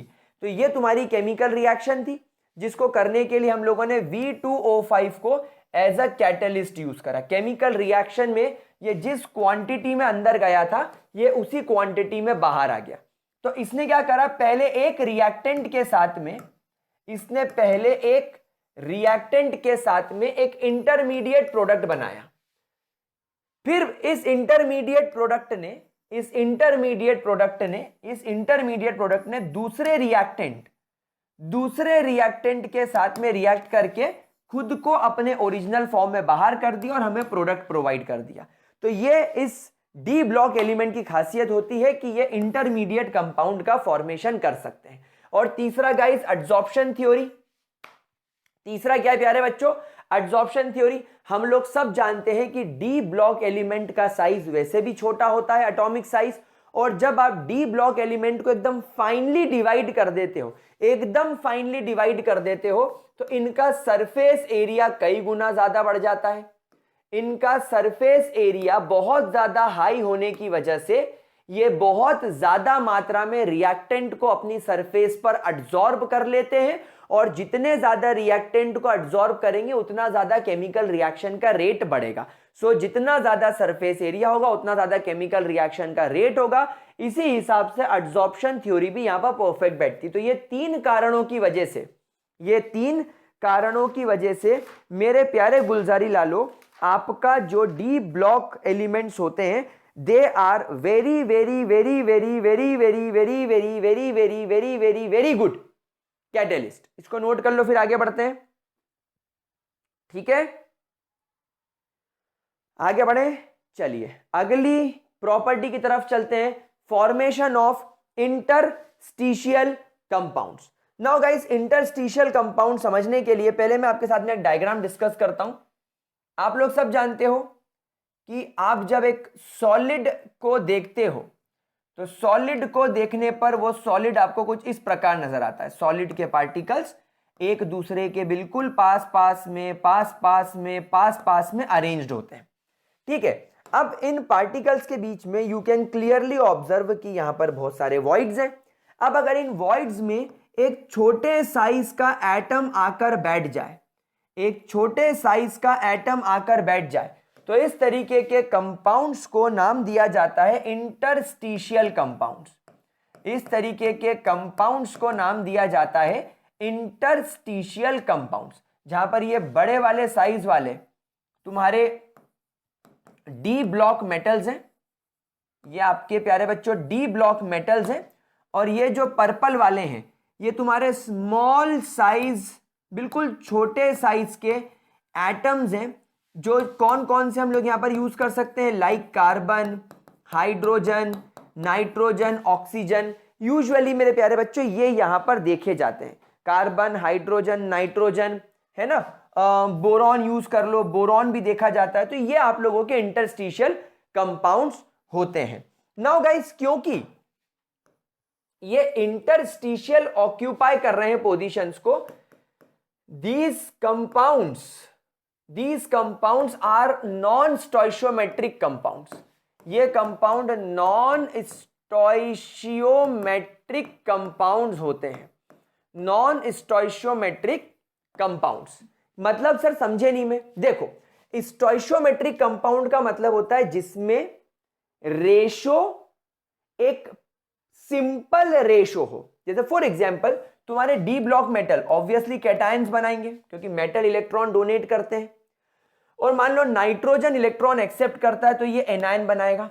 तो इनका रेशो कैसा होना चाहिए, या तो ये 2:1 के रेशो में हो, या तो ये 1:2 के रेशो में हो, या ये 2:3 के रेशो में हो, या ये 3:2 के रेशो में हो, या ये 1:3 के रेशो में हो, या ये 3:1 के रेशो में। इसको बोलते हैं एक प्रॉपर रेशो, सिंपल रेशो। अगर ये ऐसे कंपाउंड बनाते तो हम इन्हें स्टोइशियोमेट्रिक कंपाउंड बोलते हैं। लेकिन गाइस बात क्या है, बात यह है कि ये जो तुम्हारे एटम्स हैं इन्होंने कुछ ही वॉइड्स ऑक्यूपाई करे हैं, इन्होंने कुछ ही खाली एरिया को ऑक्यूपाई करा है, इसलिए आप लोगों को यहां पर जो रेशो दिखाई देता है वो नॉन स्टोइशियोमेट्रिक दिखाई देता है। जैसे फॉर एग्जांपल आप लोगों को आयरन Fe0.98O ऐसा दिखाई देता है, मतलब एक ऑक्सीजन पर 0.98 आयरन के एटम है। उसके अलावा अगर मैं आपको एक और एग्जांपल बताऊं तो टाइटेनियम के साथ में हाइड्रोजन के 1.7 एटम दिखाई देते हैं। समझ में आई बात आप लोगों को। इसका मतलब यह है कि अगर तुम्हारे टाइटेनियम के 10 एटम है तो उसमें तुम्हें 17 हाइड्रोजन के एटम घुसे हुए दिखाई देंगे। मतलब यहां पर अगर 1 2 3 4 5 6 7 8 9 10 एटम है तो ये वॉइड्स में 1 2 3 4 5 6 7 8 9 10 ऐसे 10 हाइड्रोजन के एटम घुसे हुए दिखाई देंगे। तो इस तरीके के कंपाउंड्स को बोलते हैं इंटरस्टिशियल कंपाउंड्स। क्या ये बात समझ में आ गई मेरे प्यारे बच्चों? तो हम इसको डिफाइन कैसे करेंगे, हम इसको डिफाइन ऐसे करेंगे that when the small size atoms or ions, and when the small size atoms or ions occupies the voids, or we can say interstitial space, voids or interstitial space, voids or interstitial space between metals, the compounds are called as interstitial compounds. The compounds are called as interstitial compounds. अच्छा, interstitial compounds बनने की खासियत क्या होती है? पहला, that these compounds are strong या these compounds are hard as compared to the pure metal. मतलब कि अगर आप आपके प्योर मेटल को ऑब्जर्व करोगे, फॉर एग्जाम्पल हम टाइटेनियम को ऑब्जर्व करेंगे, अगर मान लो आपके पास में प्योर टाइटेनियम होगा तो गाइस प्योर टाइटेनियम का हार्डनेस कम होगी, लेकिन अगर उसमें हमने थोड़ा सा इंप्योरिटी मिला दी तो हार्डनेस बढ़ जाएगी। एक बात और बताऊं आपको, जैसे आपने मेटलर्जी पढ़ी होगी, मेटलर्जी में बोला जाता है कि अगर मेरे पास में प्योर आयरन है तो वो प्योर आयरन बिल्कुल आटे की तरह सॉफ्ट होता है। मतलब जो डो होता है ना, आटा या मैदा अपन जब गूंथ लेते हैं तो वो कैसा हार्ड तो रहता है पर नरम रहता है, आप जोर से दबाओगे तो वो शेप बदल लेता है। प्योर आयरन भी वैसा होता है। तो उसमें हम चाहते हैं कि हार्डनेस बढ़े तो हम कार्बन को उसके अंदर मिला देते हैं, कार्बन को हम उसके अंदर मिक्स कर देते हैं, तो कार्बन के मिक्स हो जाने की वजह से वो बन जाता है स्ट्रॉन्ग हार्ड आयरन। तो प्योर मेटल के मुकाबले अगर आपका एक इंटरस्टिशियल कंपाउंड है तो वो डेफिनेटली बहुत ज्यादा हार्ड होगा।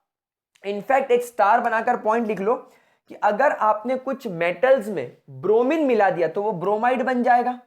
अगर आपने कुछ मेटल्स के अंदर ब्रोमीन मिला दिया तो वो कहलाएगा ब्रोमाइड्स, क्योंकि मेटल के अंदर ब्रोमीन चला गया तो ब्रोमाइड हो गया। तो bromides are almost hard as diamond, यानी लगभग लगभग ये डायमंड जितने हार्ड हो जाते हैं कई बार।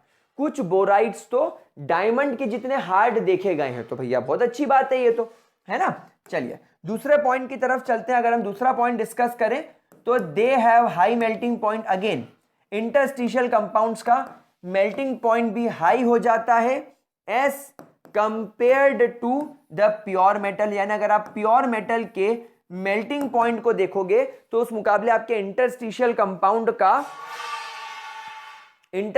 कंपाउंड का जो मेल्टिंग पॉइंट होगा वो ज्यादा होगा। ठीक है, अच्छा, क्योंकि ये ऑलरेडी रिएक्शन कर चुके हैं, ये इनर्ट हो जाते हैं। These compounds are inert chemically. अब ये किसी और के साथ रिएक्शन थोड़ी करेंगे, क्योंकि भाई साहब ये तो रिएक्शन कर चुके हैं ना।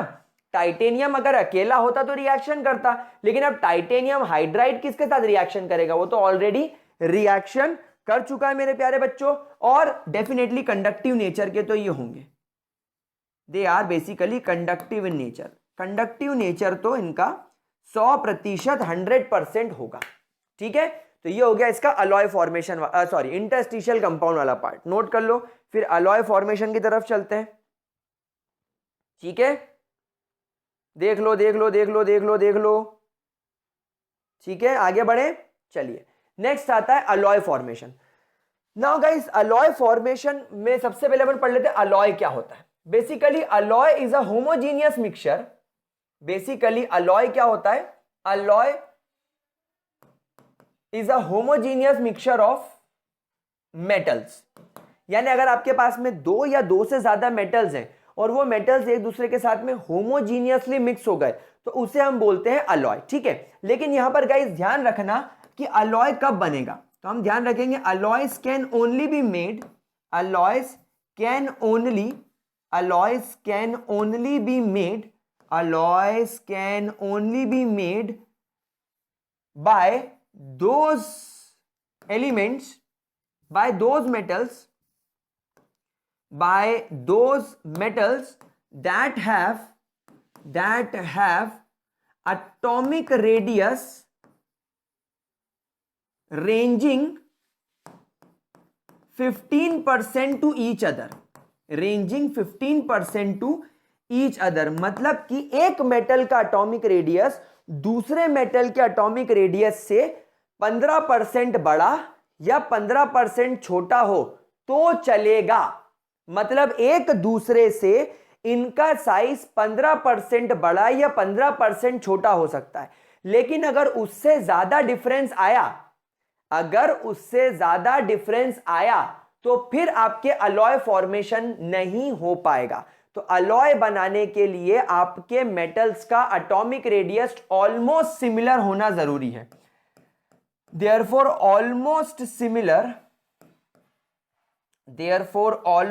similar atomic radius must be there. अगर एटॉमिक रेडियस ऑलमोस्ट सिमिलर नहीं है तो मेरे प्यारे बच्चों फिर बिल्कुल भी मजा नहीं आएगा। क्या ये बात आप लोगों को समझ में आ गई? क्या इसके अंदर कोई दिक्कत? पक्की बात, 100% क्लियर। अच्छा, जब आप अलॉय बनाते हैं, जब आप अलॉय बनाते हैं मेरे प्यारे बच्चों, तो alloy are harder, alloy are much harder, they are much harder and strong, they are much harder and strong. तीसरा, they do not corrode easily, they do not corrode easily, CORRODE, corrode easily, यानी इनके अंदर corrosion easily नहीं होगा। याद करो, iron हो जाए, तुम्हारा एल्यूमिनियम हो जाए, ये इजीली कोरोजन हो जाता है। आयरन सड़ जाता है, एल्यूमिनियम के ऊपर काला काला कोरोजन ऑक्साइड का, सल्फाइड का लेयर चढ़ जाता है। लेकिन अगर हम स्टेनलेस स्टील बना लें तो स्टेनलेस स्टील पर कोरोजन नहीं होता। आपके घर में जो स्टील के बर्तन हैं, आपके घरों में जो स्टील के बर्तन हैं, वो स्टील के बर्तन आज भी वैसे ही होंगे जैसे कि वो पहले थे। उनकी चमक वैसी ही होगी, उन पर आपको कोई जंग, कोई काले कलर की लेयर, कोई लाल कलर की लेयर, कोई हरे कलर की कोई लेयर नहीं दिखती, मतलब कि वो कोरोजन फ्री हैं। हाँ, लेकिन एक बात हम लोग ध्यान रखेंगे कि अलॉयज के केसेस में इनका melting point becomes less, their melting point becomes less than original metal. यानी अगर आप ओरिजिनल मेटल के मुकाबले इस अलॉय को देखोगे तो अलॉय का मेल्टिंग पॉइंट थोड़ा सा कम हो जाता है, थोड़ा थोड़ा कम हो जाता है मेरे प्यारे बच्चों, as compare to their original form. ठीक है। एंड गाइस, इसी के साथ आप लोगों का डी ब्लॉक एलिमेंट वाला पार्ट कंप्लीट होता है। डी ब्लॉक एलिमेंट वाले पार्ट को एक बार ठीक से देख लीजिए, एक बार ठीक तरीके से रिवाइज कर लीजिए, फिर हम लोग चलते हैं हमारे एफ ब्लॉक एलिमेंट्स को पढ़ने की तरफ। ठीक है, चलो तो फिर आगे बढ़ते हैं और गाइस स्टार्ट करते हैं हम लोग हमारा नया टॉपिक जिसका नाम है एफ ब्लॉक एलिमेंट्स। चलिए, तो अब हम लोग यहां पर स्टार्ट करने वाले हमारा नया टॉपिक गाइस जिसका नाम है एफ ब्लॉक एलिमेंट्स। हेडिंग डालेंगे सभी लोग मेरे साथ में, F block elements, F block elements. खैर, एफ ब्लॉक एलिमेंट्स क्या होते हैं मैं इस चैप्टर की स्टार्टिंग में डी ब्लॉक के साथ ऑलरेडी समझा चुका था, लेकिन एक बार मैं आपको वापस से बताऊंगा। गाइस, पीरियोडिक टेबल में जब आप लोग यहां पर और यहां पर पहुंचते हैं, पीरियड 1 2 3 4 5 एंड 6, जब आप लोग 6th पीरियड और 7th पीरियड में पहुंचते हो, तब आप पहली बार बेरियम के बाद में यहां पर आप लोगों को एक ऐसा एलिमेंट मिलता है जिसका नाम होता है लेंथेनम। लेंथेनम के अंदर एक्चुअली इलेक्ट्रॉन पहले 6s ऑर्बिटल में जाता है और फिर अगला इलेक्ट्रॉन 5d ऑर्बिटल में आ जाता है। लेकिन technically according to Aufbau principle 6s orbital के बाद में अगला इलेक्ट्रॉन 4f ऑर्बिटल में जाना चाहिए।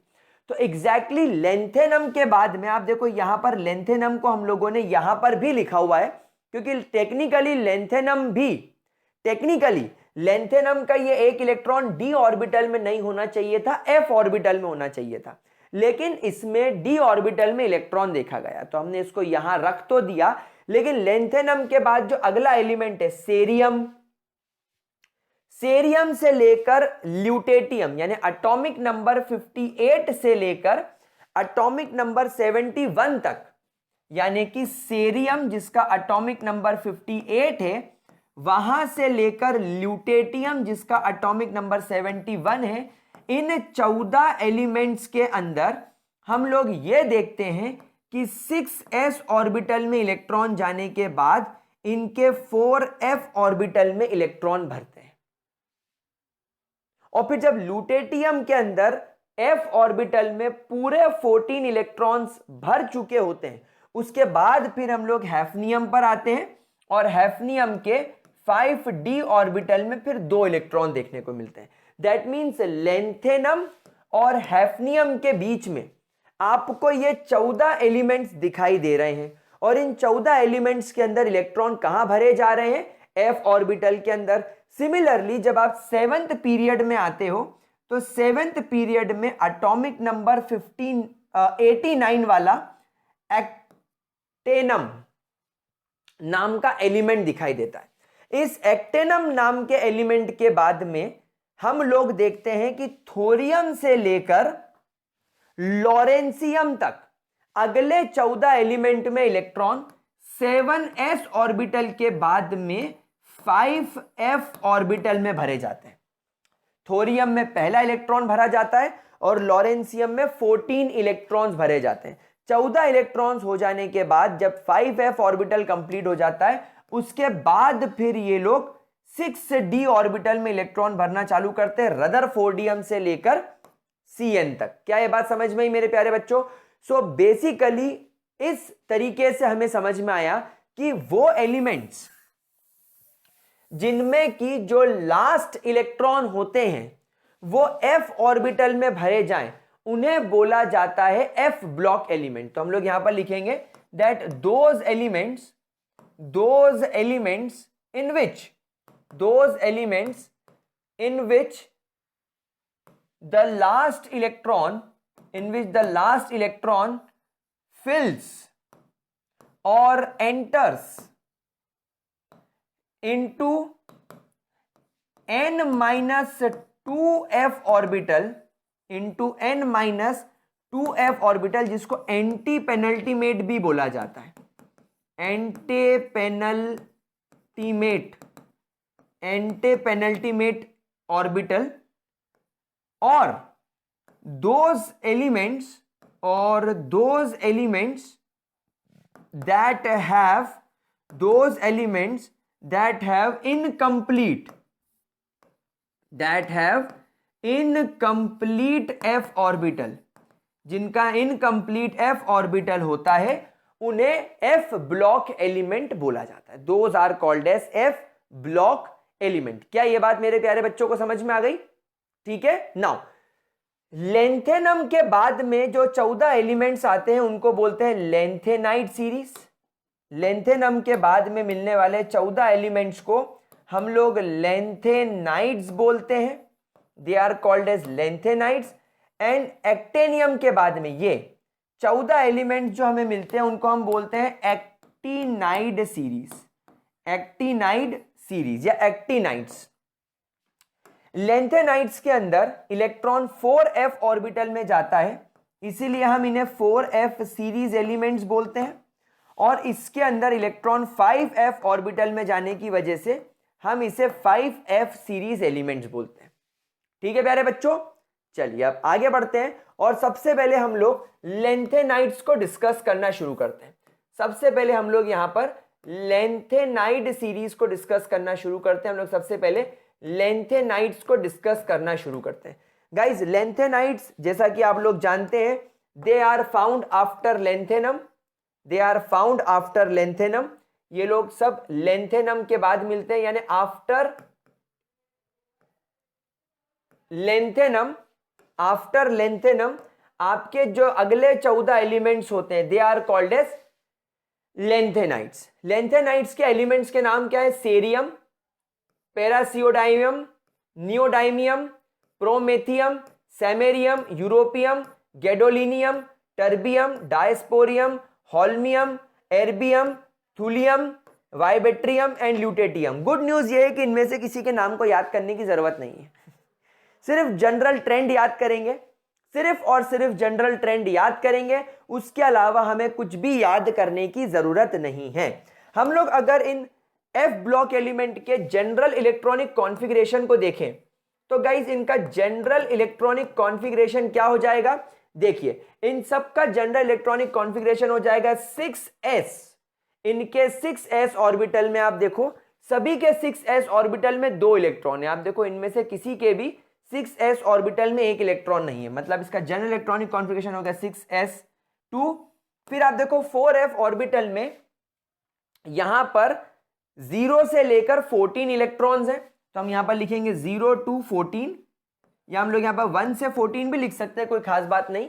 और उसके अलावा इसके 5d के अंदर कभी कभी 5d में 1 इलेक्ट्रॉन, 5d में 1 इलेक्ट्रॉन और 5d में 1 इलेक्ट्रॉन देखने को मिलता है। तो हम यहां पर लिखेंगे 5d 0 to 1। यह है इसका general electronic configuration. This is the general electronic configuration. क्या ये बात समझ में आ रही है? यहां पर कुछ इंपॉर्टेंट बातें हम लोग जरूर नोट करेंगे कि यहां पर सेरियम के अंदर 4f ऑर्बिटल में एक नहीं 2 इलेक्ट्रॉन पाए जाते हैं, जो कि आपका f ब्लॉक एलिमेंट का टेक्निकली फर्स्ट एलिमेंट है। उसके अलावा आप यहां पर गैडोलिडियम पर फोकस करो, जीडी पर आपको दिखेगा 5d में एक इलेक्ट्रॉन है। उसके अलावा लूटेटियम पर आप फोकस करो, आपको इसके अंदर भी 5d के अंदर एक इलेक्ट्रॉन नजर आएगा। ठीक है प्यारे बच्चों, इसके अलावा आप लोगों को ज्यादा कुछ ध्यान रखने की जरूरत नहीं है। यह है इसका जनरल इलेक्ट्रॉनिक कॉन्फ़िगरेशन। ठीक है मेरे प्यारे बच्चों, क्या आपको इसके अंदर कोई परेशानी, कोई दिक्कत? ठीक है, ठीक है। अच्छा, एक बात मैं आपको और बता दूं, ये d block elements are very rare. ये डी ब्लॉक एलिमेंट, सॉरी क्या बोल रहा हूं, ये lanthanides are very rare element. ये लोग बहुत ज्यादा रेयर एलिमेंट्स होते हैं, दे आर वेरी रेयर। इसमें सबसे ज्यादा अबंडेंस सेरियम की देखी जाती है। सेरियम आपके अर्थ क्रस्ट के अंदर, सेरियम आपके अर्थ क्रस्ट के अंदर 3 × 10⁻⁻4% पाया जाता है। मतलब सोचो कितना कम परसेंटेज है, यानी 0.0003% इसका अबंडेंस है। और ये इन सब में सबसे ज्यादा मात्रा में पाया जाने वाला है, यानी बाकी की तो और हालत खराब है, यानी बाकी के एलिमेंट्स की मात्रा तो और ज्यादा कम होती है। ठीक है। अच्छा, एक नाम याद कर लो, मोनेजाइट सैंड। मोनेजाइट सैंड बेटा ये वो मिनरल है जिसके अंदर से आप लोगों को ये लेंथेनाइट्स दिखाई देते हैं, जिनके अंदर से आपको ये एलिमेंट मिल सकते हैं। ठीक है प्यारे बच्चों, कोई दिक्कत, कोई परेशानी? अच्छा, इनके ये जनरल इलेक्ट्रॉनिक कॉन्फ़िगरेशन हमें सिर्फ ऑब्जर्व करने हैं। हमें सिर्फ यहां पर गैडोलिनियम, ल्यूटेटियम और लेंथेनम याद करना है, क्योंकि इनके अंदर 5d ऑर्बिटल के अंदर एक इलेक्ट्रॉन होता है। बाकी सब जनरल आप देखो, इसमें 2 इलेक्ट्रॉन, इसमें 3, इसमें 4, इसमें 5, इसमें 6, इसमें 7, इसमें 7। अब इन दोनों में 7-7 क्यों है? ये वही तुम्हारा कॉपर और क्रोमियम और मैग्नीज वाला केस हो गया, क्योंकि f ऑर्बिटल में 7 इलेक्ट्रॉन भरे जा सकते हैं। तो 7 इलेक्ट्रॉन, f ऑर्बिटल में 7 ऑर्बिटल्स है, f में टोटल 7 ऑर्बिटल्स हैं। तो अगर एक एक डब्बे में एक एक इलेक्ट्रॉन रख दूंगा तो सारा f ऑर्बिटल हाफ फिल्ड हो जाएगा। तो f ऑर्बिटल को हाफ फिल्ड करने के लिए 7 इलेक्ट्रॉन की जरूरत है। तो यहां पर यूरोपियम और गैडोलिनियम में आपको 7-7 इलेक्ट्रॉन देखने को मिलेंगे, ताकि ये स्टेबल हो जाए। तो in order to gain the stable configuration ये ऐसा करते हैं। उसके अलावा आप देखो वाइबेट्रियम और ल्यूटेटियम में f ऑर्बिटल में 14-14 इलेक्ट्रॉन है, सेम केस। ठीक है ना, तो ये इनका कॉन्फ़िगरेशन हो गया। नाउ गाइज हम लोग इनके atomic radius and ionic radius की तरफ चलते हैं। Let's talk about atomic and ionic radius. Atomic and ionic radius, तो गाइज यहां पर अगर हम लोग जनरल ट्रेंड की बात करें एटॉमिक रेडियस के, तो गाइज आप देखो लेंथेनम से शुरू हुआ और ल्यूटेटियम पर खत्म हुआ। यानी कि सीधी सीधी भाषा में बोला जाए तो from lanthanum to lutetium atomic radius, from lanthanum to lutetium atomic radius decreases. एक जनरल ट्रेंड तो हमें यही देखने को मिल रहा है। हाँ, यहां पर 2 केसेस हैं, यूरोपियम और वाइबेट्रियम, जिनका एटॉमिक रेडियस सडनली बढ़ जाता है। इसका रीजन इनके कॉन्फ़िगरेशन में छुपा हुआ है।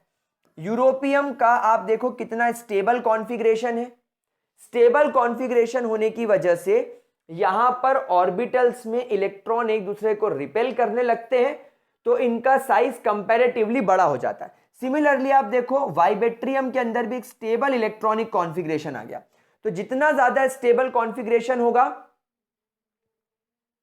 उतना ज्यादा ये ऑर्बिटल में इलेक्ट्रॉन एक दूसरे को रिपेल करेंगे, इलेक्ट्रॉन ऑर्बिटल में एक दूसरे को शील्ड करेंगे और ऑर्बिटल अपने आप को बड़ा करने की कोशिश करेगा, अपने आप को स्टेबलाइज करने की कोशिश करेगा, तो रेडियस बड़ा हो जाता है। इसको छोड़कर बाकी सबका एटॉमिक रेडियस डिक्रीज होता हुआ नजर आता है। लेकिन अगर हम आयोनिक रेडियस की बात करें तो आयोनिक रेडियस में भी लेंथेनम से ल्यूटेटियम अगर आप देखो, और ये आयोनिक रेडियस कौन सी स्टेट है? +3, यानी यहां पर ये सब अपने +3 स्टेट में है।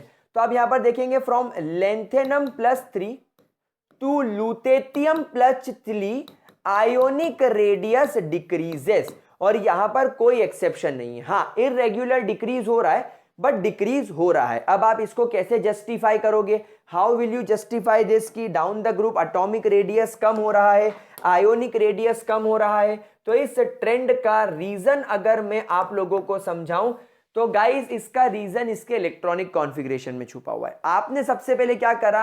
आपने सबसे पहले ये न्यूक्लियस देखा, first shell, second shell, third shell, fourth shell, fifth shell और सिक्स्थ शेल। आपने पहले छठे शेल में इलेक्ट्रॉन भर दिए, फिर आप अंदर उतरे, आपने 5d में इलेक्ट्रॉन रखा, और इनफैक्ट आपने फिर हद ही पार कर दी, आप अंदर उतर गए। और अब आप अंदर उतरने के बाद इसके 4f ऑर्बिटल में इलेक्ट्रॉन रखना शुरू कर दिए। ये देखो, आपने और अंदर उतर के और ये इलेक्ट्रॉन भरना चालू कर दिया, मतलब you are moving towards the nucleus. और 4f ऑर्बिटल जो होता है, जो तुम्हारा 4f ऑर्बिटल होता है, इट इज डीपली बरीड। ये बहुत ज्यादा अंदर बरीड होता है, मतलब न्यूक्लियस की तरफ ज्यादा होता है और बाहर की तरफ कम होता है। तो 4f ऑर्बिटल में आप न्यूक्लियस की तरफ आ गए, आप पहले दूर गए, दूर गए, दूर गए, दूर गए, दूर गए, दूर गए, दूर गए, फिर आप एकदम अंदर आ गए। और अंदर आने के बाद भी आपने एक दो इलेक्ट्रॉन नहीं भरे, आपने इलेक्ट्रॉन्स बढ़ाने चालू कर दिया, अप टू 14 इलेक्ट्रॉन्स आपने बढ़ाए। तो न्यूक्लियस में भी प्रोटॉन बढ़े होंगे, तो न्यूक्लियस का इन ऑर्बिटल पर अट्रैक्शन बढ़ने की वजह से न्यूक्लियस की पावर बढ़ गई, इफेक्टिव न्यूक्लियर चार्ज बढ़ गया। इफेक्टिव न्यूक्लियर चार्ज बढ़ने की वजह से इलेक्ट्रॉन अंदर की ओर आने लगे। पहला रीजन ये हो गया।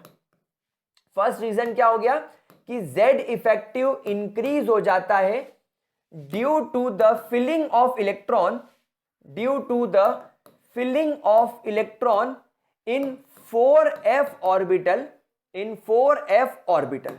इस वजह से दूसरा, मेरे प्यारे बच्चों, आप सभी लोगों को मैंने क्या बताया था कि f ऑर्बिटल का शेप एकदम डिस्क्रीट होता है, f ऑर्बिटल का शेप एकदम बर्बाद होता है। यानी f ऑर्बिटल अपने बाहर वाले फिफ्थ शेल के और सिक्स्थ शेल के ऑर्बिटल्स पर बिल्कुल भी शील्डिंग इफेक्ट नहीं लगाएगा।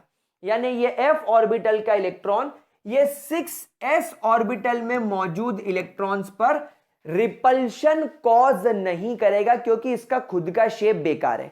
ये न्यूक्लियस को बिल्कुल सराउंड नहीं करता, जितना s ऑर्बिटल न्यूक्लियस को घेरता है, p ऑर्बिटल घेरता है, d और f ऑर्बिटल न्यूक्लियस को उतना प्रॉपरली सराउंड नहीं करते, इसलिए इनका न्यूक्लियस से कोई खास कनेक्शन नहीं होता।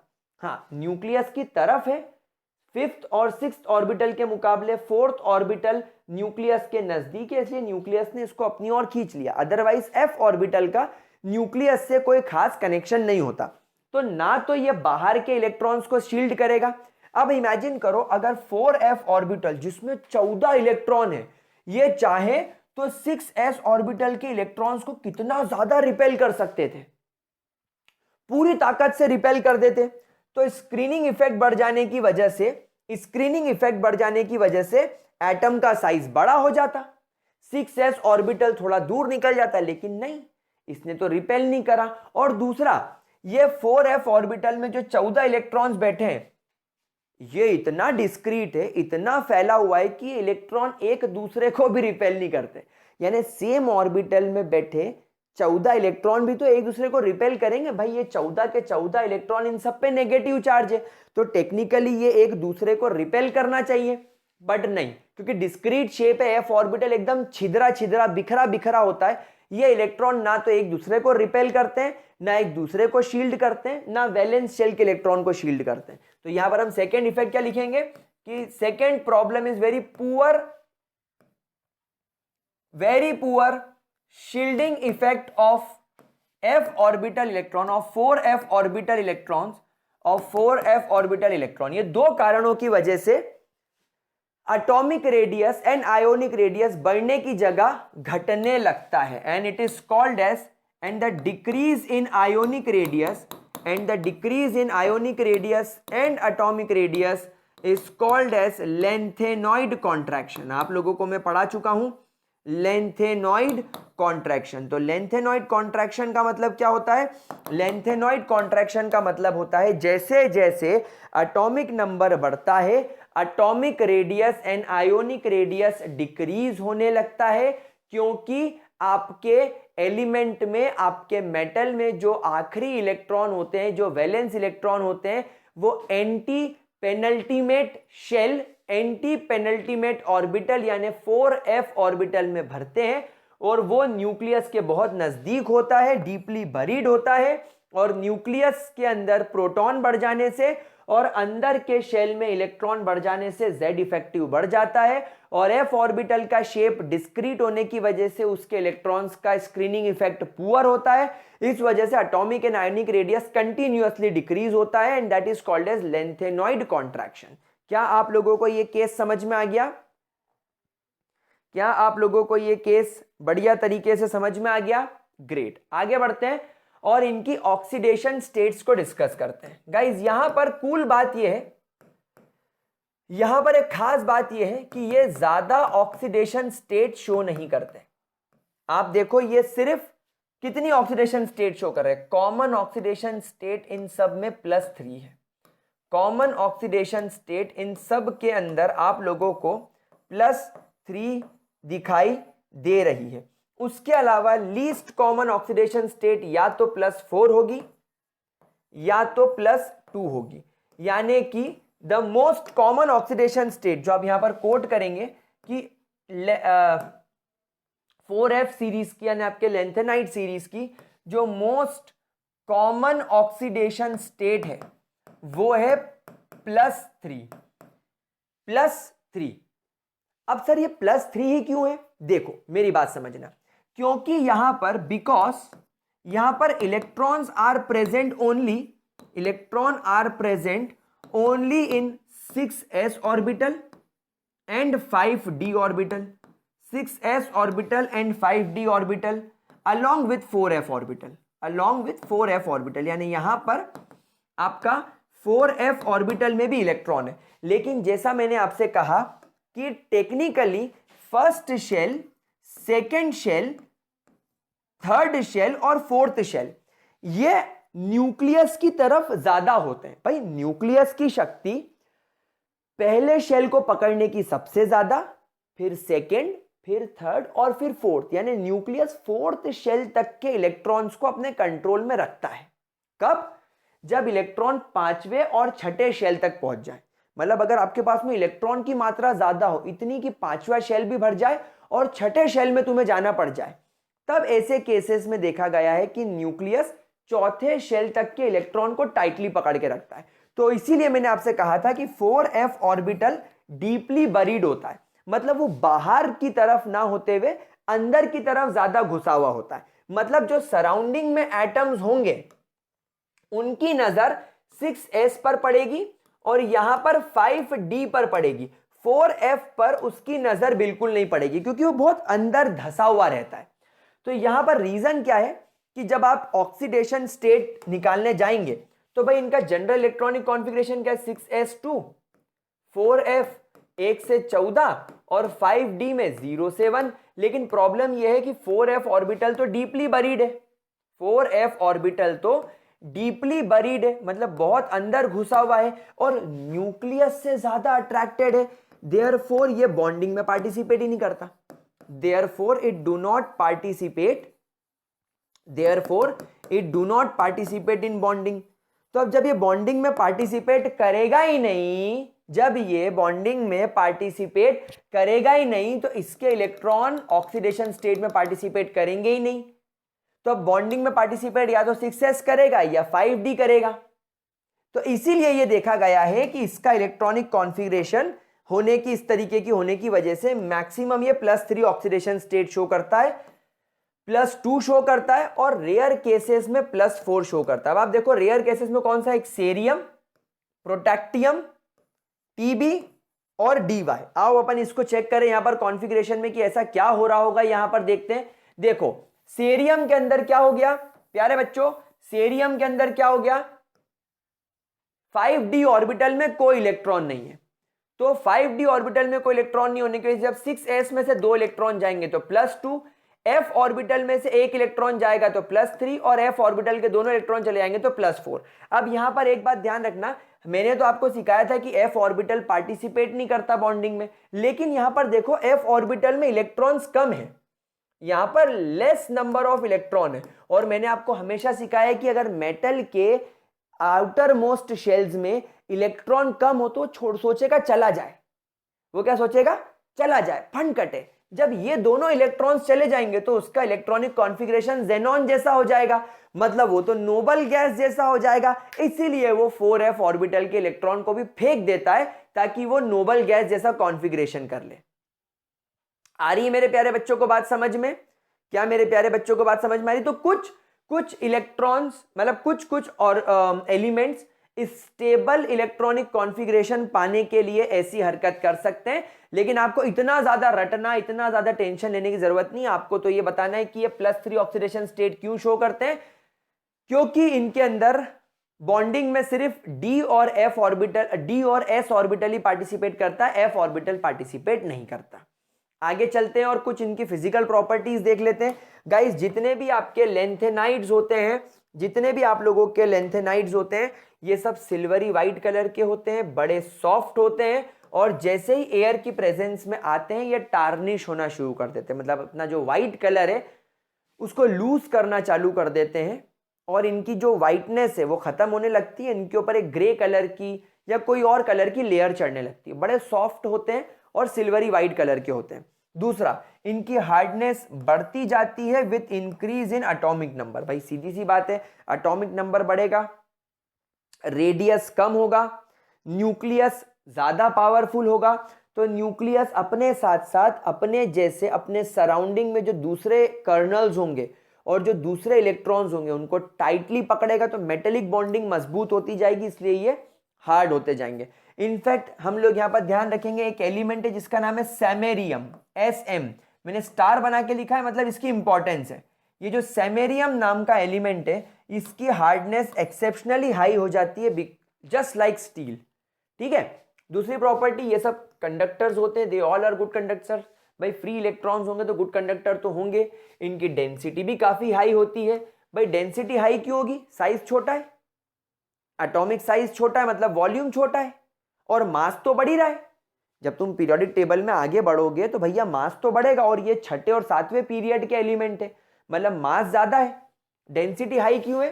क्योंकि इन एलिमेंट का मास ज्यादा है और एटॉमिक रेडियस कम होना मतलब इनका वॉल्यूम छोटा हो गया। और हम लोग जानते हैं density is equal to mass upon volume, और डेंसिटी में और मास में डायरेक्ट रिलेशनशिप है, यानी डेंसिटी बढ़ी मतलब मास बढ़ा, डेंसिटी बढ़ी मतलब वॉल्यूम घटा, तो वॉल्यूम कम हो रहा है, मास बढ़ रहा है, मतलब डेंसिटी तो बढ़ेगी।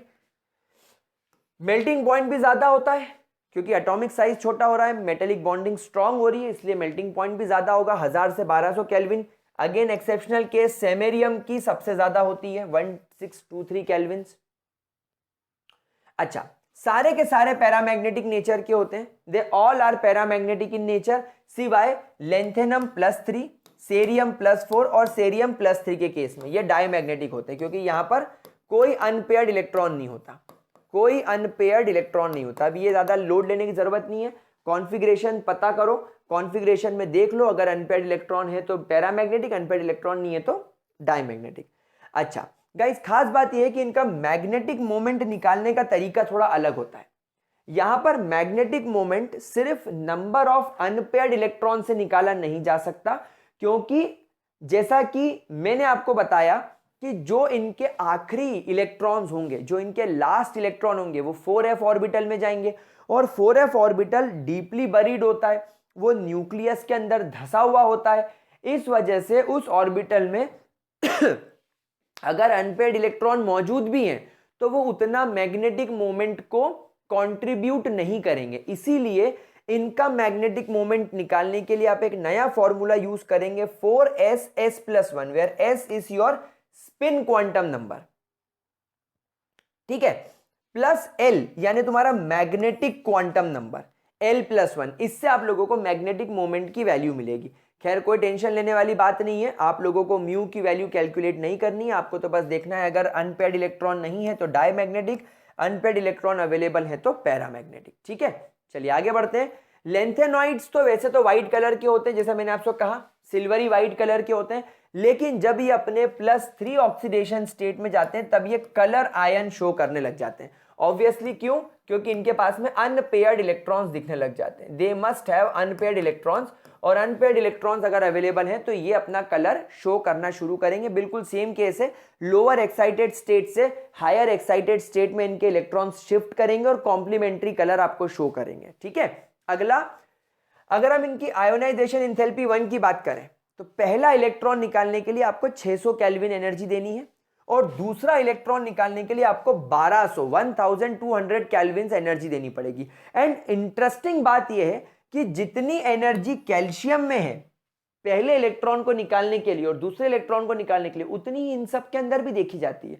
मतलब कहीं ना कहीं इन सभी लेंथेनॉइड यानी 4f ऑर्बिटल वाले इलेक्ट्रॉन्स, 4f सीरीज वाले एलिमेंट्स की जो प्रॉपर्टीज है वो कैल्शियम से बहुत कुछ मिलती जुलती है। क्यों? क्योंकि कैल्शियम के जितना ही इनका भी आयोनाइजेशन एंथैल्पी होता है।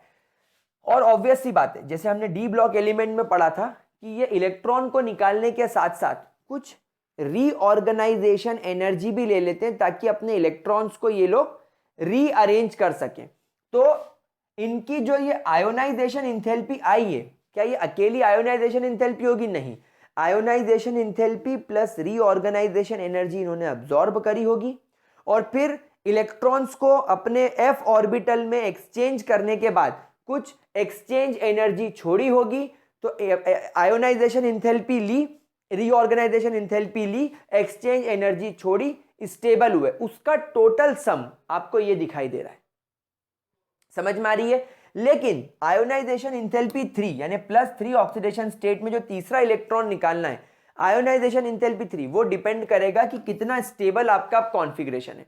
यानी 2 इलेक्ट्रॉन्स निकल जाने के बाद, यानी 6s ऑर्बिटल में से 2 इलेक्ट्रॉन्स निकल जाने के बाद अब आपके एटम का, आयन का कॉन्फ़िगरेशन कैसा है, उस पर डिपेंड करेगा कि आयोनाइजेशन एंथैल्पी 3 कम होगी या ज्यादा होगी। ज्यादा डिटेल में जाने की जरूरत नहीं है गाइज। इनका standard reduction potential +3 oxidation state में -2.4 से -2.0 देखा गया है। यूरोपियम में -2 देखा गया है, थोड़ा लेस नेगेटिव है, लेकिन आप देखो सभी का नेगेटिव है। इसका मतलब ये है कि ये अपने +3 फॉर्म में 3 इलेक्ट्रॉन लेकर m में जाना नहीं चाहेंगे। They do not want to get reduce, they do not want to get reduce. ये इलेक्ट्रॉन लेना नहीं चाहेंगे, ये इलेक्ट्रॉन देना चाहेंगे। इसीलिए ये गुड रिड्यूसिंग एजेंट होते हैं, इसीलिए ये हाईली इलेक्ट्रोपॉजिटिव होते हैं, क्योंकि ये इलेक्ट्रॉन इजीली छोड़ देते हैं। लेकिन because of their large size and low charge, समझना बात को, यहां पर लार्ज साइज का मतलब आप ये मत बोलना कि सर अब आपकी बात को ठुकरा रहे हो, आप आपकी बात से ही हट रहे हो। नहीं, लार्ज साइज का मतलब समझो कि आप ग्रुप में नीचे की ओर आ गए हो। अब आप 6th पीरियड में हो, तो गाइस 6th पीरियड का साइज 5th पीरियड के मुकाबले तो बड़ा ही होगा, 4th पीरियड के मुकाबले तो बड़ा ही होगा। तो इनका साइज कंपैरेटिवली बड़ा हो जाता है, लेकिन इनका चार्ज जो होता है वो बहुत लो रहता है। या तो +2 चार्ज शो करेंगे, या +3 शो करेंगे, या +4 शो करेंगे। तो चार्ज ज्यादा शो नहीं कर रहे हैं। तो इनकी चार्ज बाय साइज की जो डेंसिटी है, आई मीन चार्ज बाय जो इनका साइज, चार्ज डेंसिटी है, वो उतनी ज्यादा हाई नहीं होती, इसलिए ये कॉम्प्लेक्स आयंस शो नहीं करते। अभी मैंने आपको डी ब्लॉक में पढ़ाया था कि डी ब्लॉक में साइज बहुत छोटा हो जाता है और चार्ज बहुत ज्यादा हो जाता है। तो चार्ज ज्यादा हो गया और साइज छोटा हो गया तो डेंसिटी बढ़ गई। लेकिन यहां पर क्या होगा, यहां पर चार्ज ही कम हो गया। चार्ज कम हो गया तो चार्ज डेंसिटी भी अपने आप कम हो जाएगी, इसीलिए ये लोग कॉम्प्लेक्स आयंस शो नहीं करते। आगे बढ़ते हैं गाइस, इनकी केमिकल प्रॉपर्टी देखते हैं। देखो, अगर आप आपके लेंथेनॉइड्स को देखो तो ये लेंथेनॉइड्स +3 ऑक्सीडेशन स्टेट में यूजुअली देखे जाते हैं। इसीलिए आप देखो, जब एक लेंथेनाइड नाइट्रोजन के साथ हीट किया जाएगा तो ये लेंथेनियम नाइट्राइड बनाएगा, दोनों पर +3 -3 चार्ज है। जब ये सल्फर के साथ ट्रीट किया जाएगा तो ये Ln2 S3 बनाएगा। यहाँ पर आप देखो सल्फर पर -2 चार्ज, लेंथेनम पे, लेंथेनॉइड्स पे +3 charge, same with oxygen +3 charge, -2 charge, Ln2O बनाएगा। ये कार्बन के साथ में आप देखो Lnc2 बनाएगा। एसिड्स के साथ में ये हाइड्रोजन गैस रिलीज करेगा और M ट्राई पॉजिटिव वाले चार्ज को ऑक्यूपाई कर लेगा। फॉर एग्जाम्पल अगर तुम्हारा यहाँ पर एसिड HCl है तो यहाँ पर ये MnCl3 बना लेगा, ये MCl3 बना लेगा सॉरी, और हाइड्रोजन गैस को इवॉल्व कर देगा। जब आप हेलोजन के साथ ट्रीट करोगे तो ये Lnx3 बनाएगा, और जब वाटर के साथ ट्रीट करोगे तो ये La+3 बनाएगा। यानी आपको यहाँ पर सब जगह +3 एंड +3 ऑक्सीडेशन स्टेट मेंटेन करनी है। बड़ी इजी रिएक्शंस है, बड़ी इजी रिएक्शंस है, आपको इसके अंदर ज्यादा टेंशन लेने की जरूरत नहीं है। ठीक है, चलिए आगे बढ़ते हैं और बात करते हैं हम लोग हमारे एक्टेनाइट सीरीज की। वैसे एक्टेनाइट सीरीज आपके सिलेबस में नहीं है, इसलिए मैं इसे बस जनरल तरीके से डिस्कस करूंगा। एक्टेनाइट सीरीज को मैं जनरल तरीके से डिस्कस करूंगा। एक्टेनाइट सीरीज जिसको आप लोग 5F सीरीज के नाम से भी जानते हो, it is also called as 5F series. मेरे प्यारे बच्चों 5F सीरीज का जो आप जनरल इलेक्ट्रॉनिक कॉन्फ़िगरेशन ऑब्जर्व करेंगे तो आप देखो, आप खुद ऑब्जर्व करो कि इसके 6D में 1 2 1 1 1, यहां पर 6D है ही नहीं, यहां पर 1, यहां पर नहीं है, यहां नहीं है, यहां नहीं है, यहां नहीं, यहां नहीं, यहां नहीं, और यहां पर है। मतलब यहां पर इसके 6D में कभी कभी 0 इलेक्ट्रॉन है तो कभी कभी 2 इलेक्ट्रॉन है, तो 6D 0 से 2। फिर आप देखो इसका 7S 2 2 2 2 2 2 2 2 2 2 2 2 2 2 2, सब में 2 इलेक्ट्रॉन है। मतलब कि मुझे ऐसा लिखना चाहिए 7S2 6D 0 से 1, और 5F के अंदर आप देखो यहां पर 5F में कोई इलेक्ट्रॉन्स ही नहीं है, और यहां पर 5F में फिर इलेक्ट्रॉन भरने हुए अप टू 14, तो 5F 0 से 14, ये इसका जनरल इलेक्ट्रॉनिक कॉन्फ़िगरेशन है।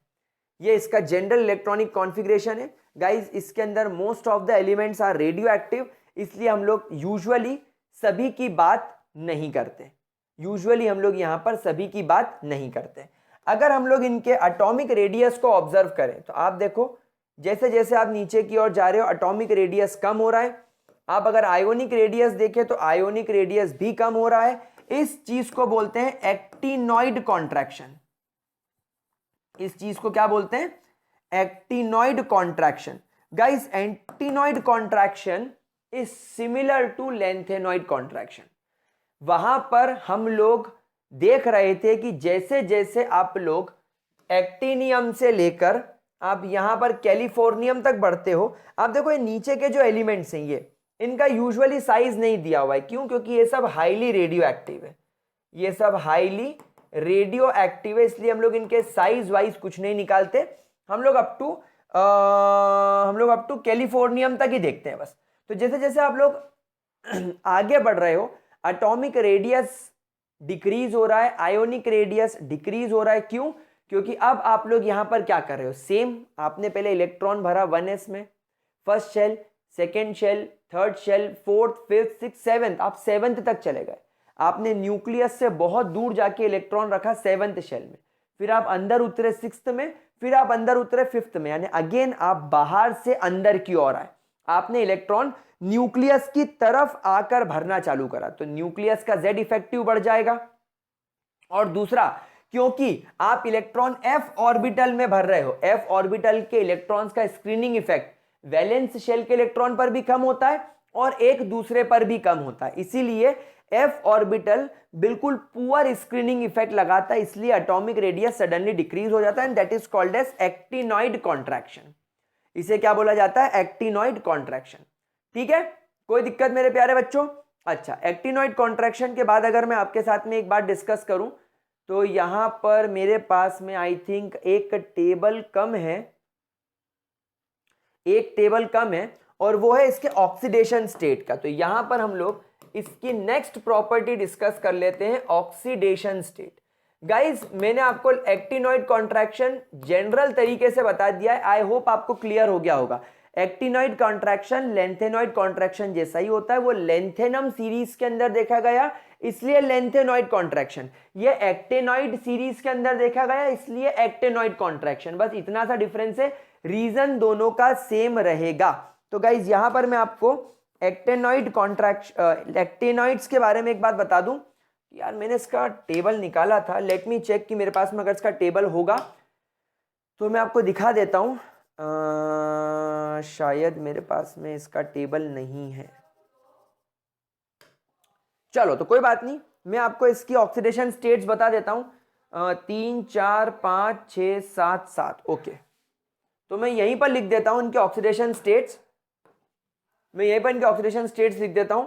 ये कहां से शुरू हो रहा है, एक्टेनियम से शुरू हो रहा है, ये शो करता है +3, ये शो करता है +3 +4 +3 +4 +5 +3 +4 +5 +6 है ना। फिर नेपट्यूनियम, हाँ जी, फिर नेपट्यूनियम शो करता है +3 +4 +5 +6 एंड +7। फिर ये भी शो करता है +3 +4 +5 +6 +7। फिर यहां से डिक्रीज होना शुरू हो जाता है +3 +4 +5 +6 है ना। फिर उसके बाद में +4 +4 +3 +4 +3 +4, फिर बाकी के सारे सिर्फ और सिर्फ +3 शो करते हैं। तो अब आपके मन में फिर सवाल आया होगा कि sir actinium series, actinoid series बहुत सारी ऑक्सीडेशन स्टेट शो कर रही है, लेंथेनॉइड सीरीज तो नहीं कर रही थी, पर एक्टेनाइड सीरीज क्यों शो कर रही है। तो गाइज यहां पर आप लोग इसका रीजन लिखेंगे मेरे साथ में कि एक्टिनॉइड सीरीज जो होती है, actinoid series shows multiple oxidation states, it shows multiple oxidation state because of involvement of 7s 6d and 5f orbitals in bonding, यानी यहां पर सारे ऑर्बिटल्स के इलेक्ट्रॉन बॉन्डिंग में पार्टिसिपेट करते हैं, orbital electrons participate in bonding. Sir ऐसा क्यों, क्योंकि यहां पर मैंने आपको कभी नहीं कहा कि 5f ऑर्बिटल डीपली बरीड है, नहीं, मैंने आपको क्या कहा था, न्यूक्लियस का अट्रैक्शन 4th शेल तक रहता है, 5th शेल से फिर कमजोर हो जाता है। तो 5th शेल में 5f ऑर्बिटल की होने की वजह से it do not gets deeply buried, it do not gets deeply buried, ये बिल्कुल भी डीपली बरीड नहीं होता, ये बिल्कुल भी डीपली बरीड नहीं होता, and therefore it can participate in bonding, और इसी वजह से ये बॉन्डिंग में पार्टिसिपेट कर सकता है। और इस वजह से आप लोगों को 6s ऑर्बिटल के 2 इलेक्ट्रॉन, 6d ऑर्बिटल के 1 2 या 0 जितने भी इलेक्ट्रॉन्स हैं, और 5f ऑर्बिटल के इलेक्ट्रॉन्स बॉन्डिंग में पार्टिसिपेट करते हुए नजर आते हैं। इसलिए आप लोगों को इनके मल्टीपल ऑक्सीडेशन स्टेट देखने को मिलते हैं। अगर आपसे कोई पूछता है कि भैया ऐसे एलिमेंट्स के नाम बताओ जो मैक्सिमम ऑक्सीडेशन स्टेट शो करते हैं, तो आप नाम बताएंगे नेपट्यूनियम एंड प्लूटोनियम। नेपट्यून और प्लूटो ये दोनों प्लेनेट के ऊपर नाम है, ये दोनों element maximum oxidation state show करते हैं, बस दैट्स इट। अब इनके हम लोग कुछ फिजिकल प्रॉपर्टीज पढ़ लेते हैं जल्दी जल्दी। तो मेरे प्यारे बच्चों, इनका भी सिल्वरी अपीयरेंस होता है, इनका भी हाई मेल्टिंग पॉइंट होता है, लेकिन जिस प्रकार आपने लेंथेनॉइड सीरीज में देखा था कि एटॉमिक नंबर बढ़ रहा है, तो हार्डनेस एंड मेल्टिंग पॉइंट भी कंसिस्टेंटली बढ़ रहा है। इसमें बढ़ता है पर रेगुलरली नहीं बढ़ता, क्योंकि वो इलेक्ट्रॉनिक कॉन्फ़िगरेशन का लफड़ा आ जाता है, कई बार स्टेबल हो जाता है, कई बार लेस स्टेबल हो जाता है, तो इरेगुलरिटी लेती है, लेकिन हमको उतना डिटेल में नहीं जाना है। लेकिन थोरियम और अमेरिसियम, थोरियम और अमेरिसियम के छोड़ के बाकी सबकी डेंसिटी हाई होती है, क्योंकि थोरियम और अमेरिसियम का साइज इनके वॉल्यूम इनका वॉल्यूम या इनका साइज इनके मास के मुकाबले थोड़ा एकदम बढ़ जाता है। मतलब जितना मास बढ़ता है उससे ज्यादा इनका वॉल्यूम बढ़ जाता है, तो वॉल्यूम बढ़ जाने की वजह से डेंसिटी कम हो जाती है। अच्छा, इनकी आयोनाइजेशन इंथैल्पी बहुत कम होती है, क्योंकि 5f ऑर्बिटल न्यूक्लियस के नजदीक होता ही नहीं, वो बिल्कुल दूर होता है न्यूक्लियस से, एकदम दूर होता है।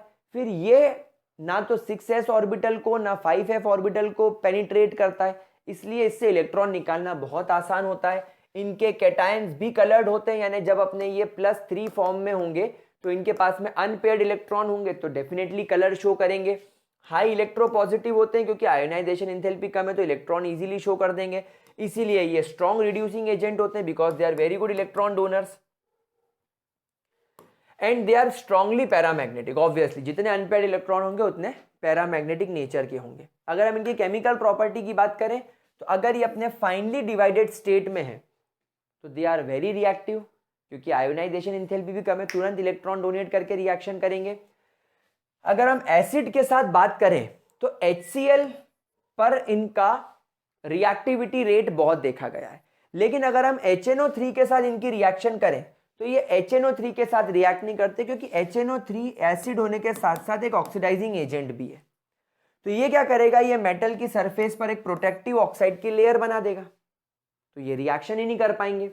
अल्कलीज का इन पर कोई अटैक नहीं होता। यूजुअली हमने देखा भी है कि सिवाय एल्यूमिनियम और जिंक के बाकी सारे मेटल्स पर भी अल्कली यानी बेस रिएक्ट नहीं करते।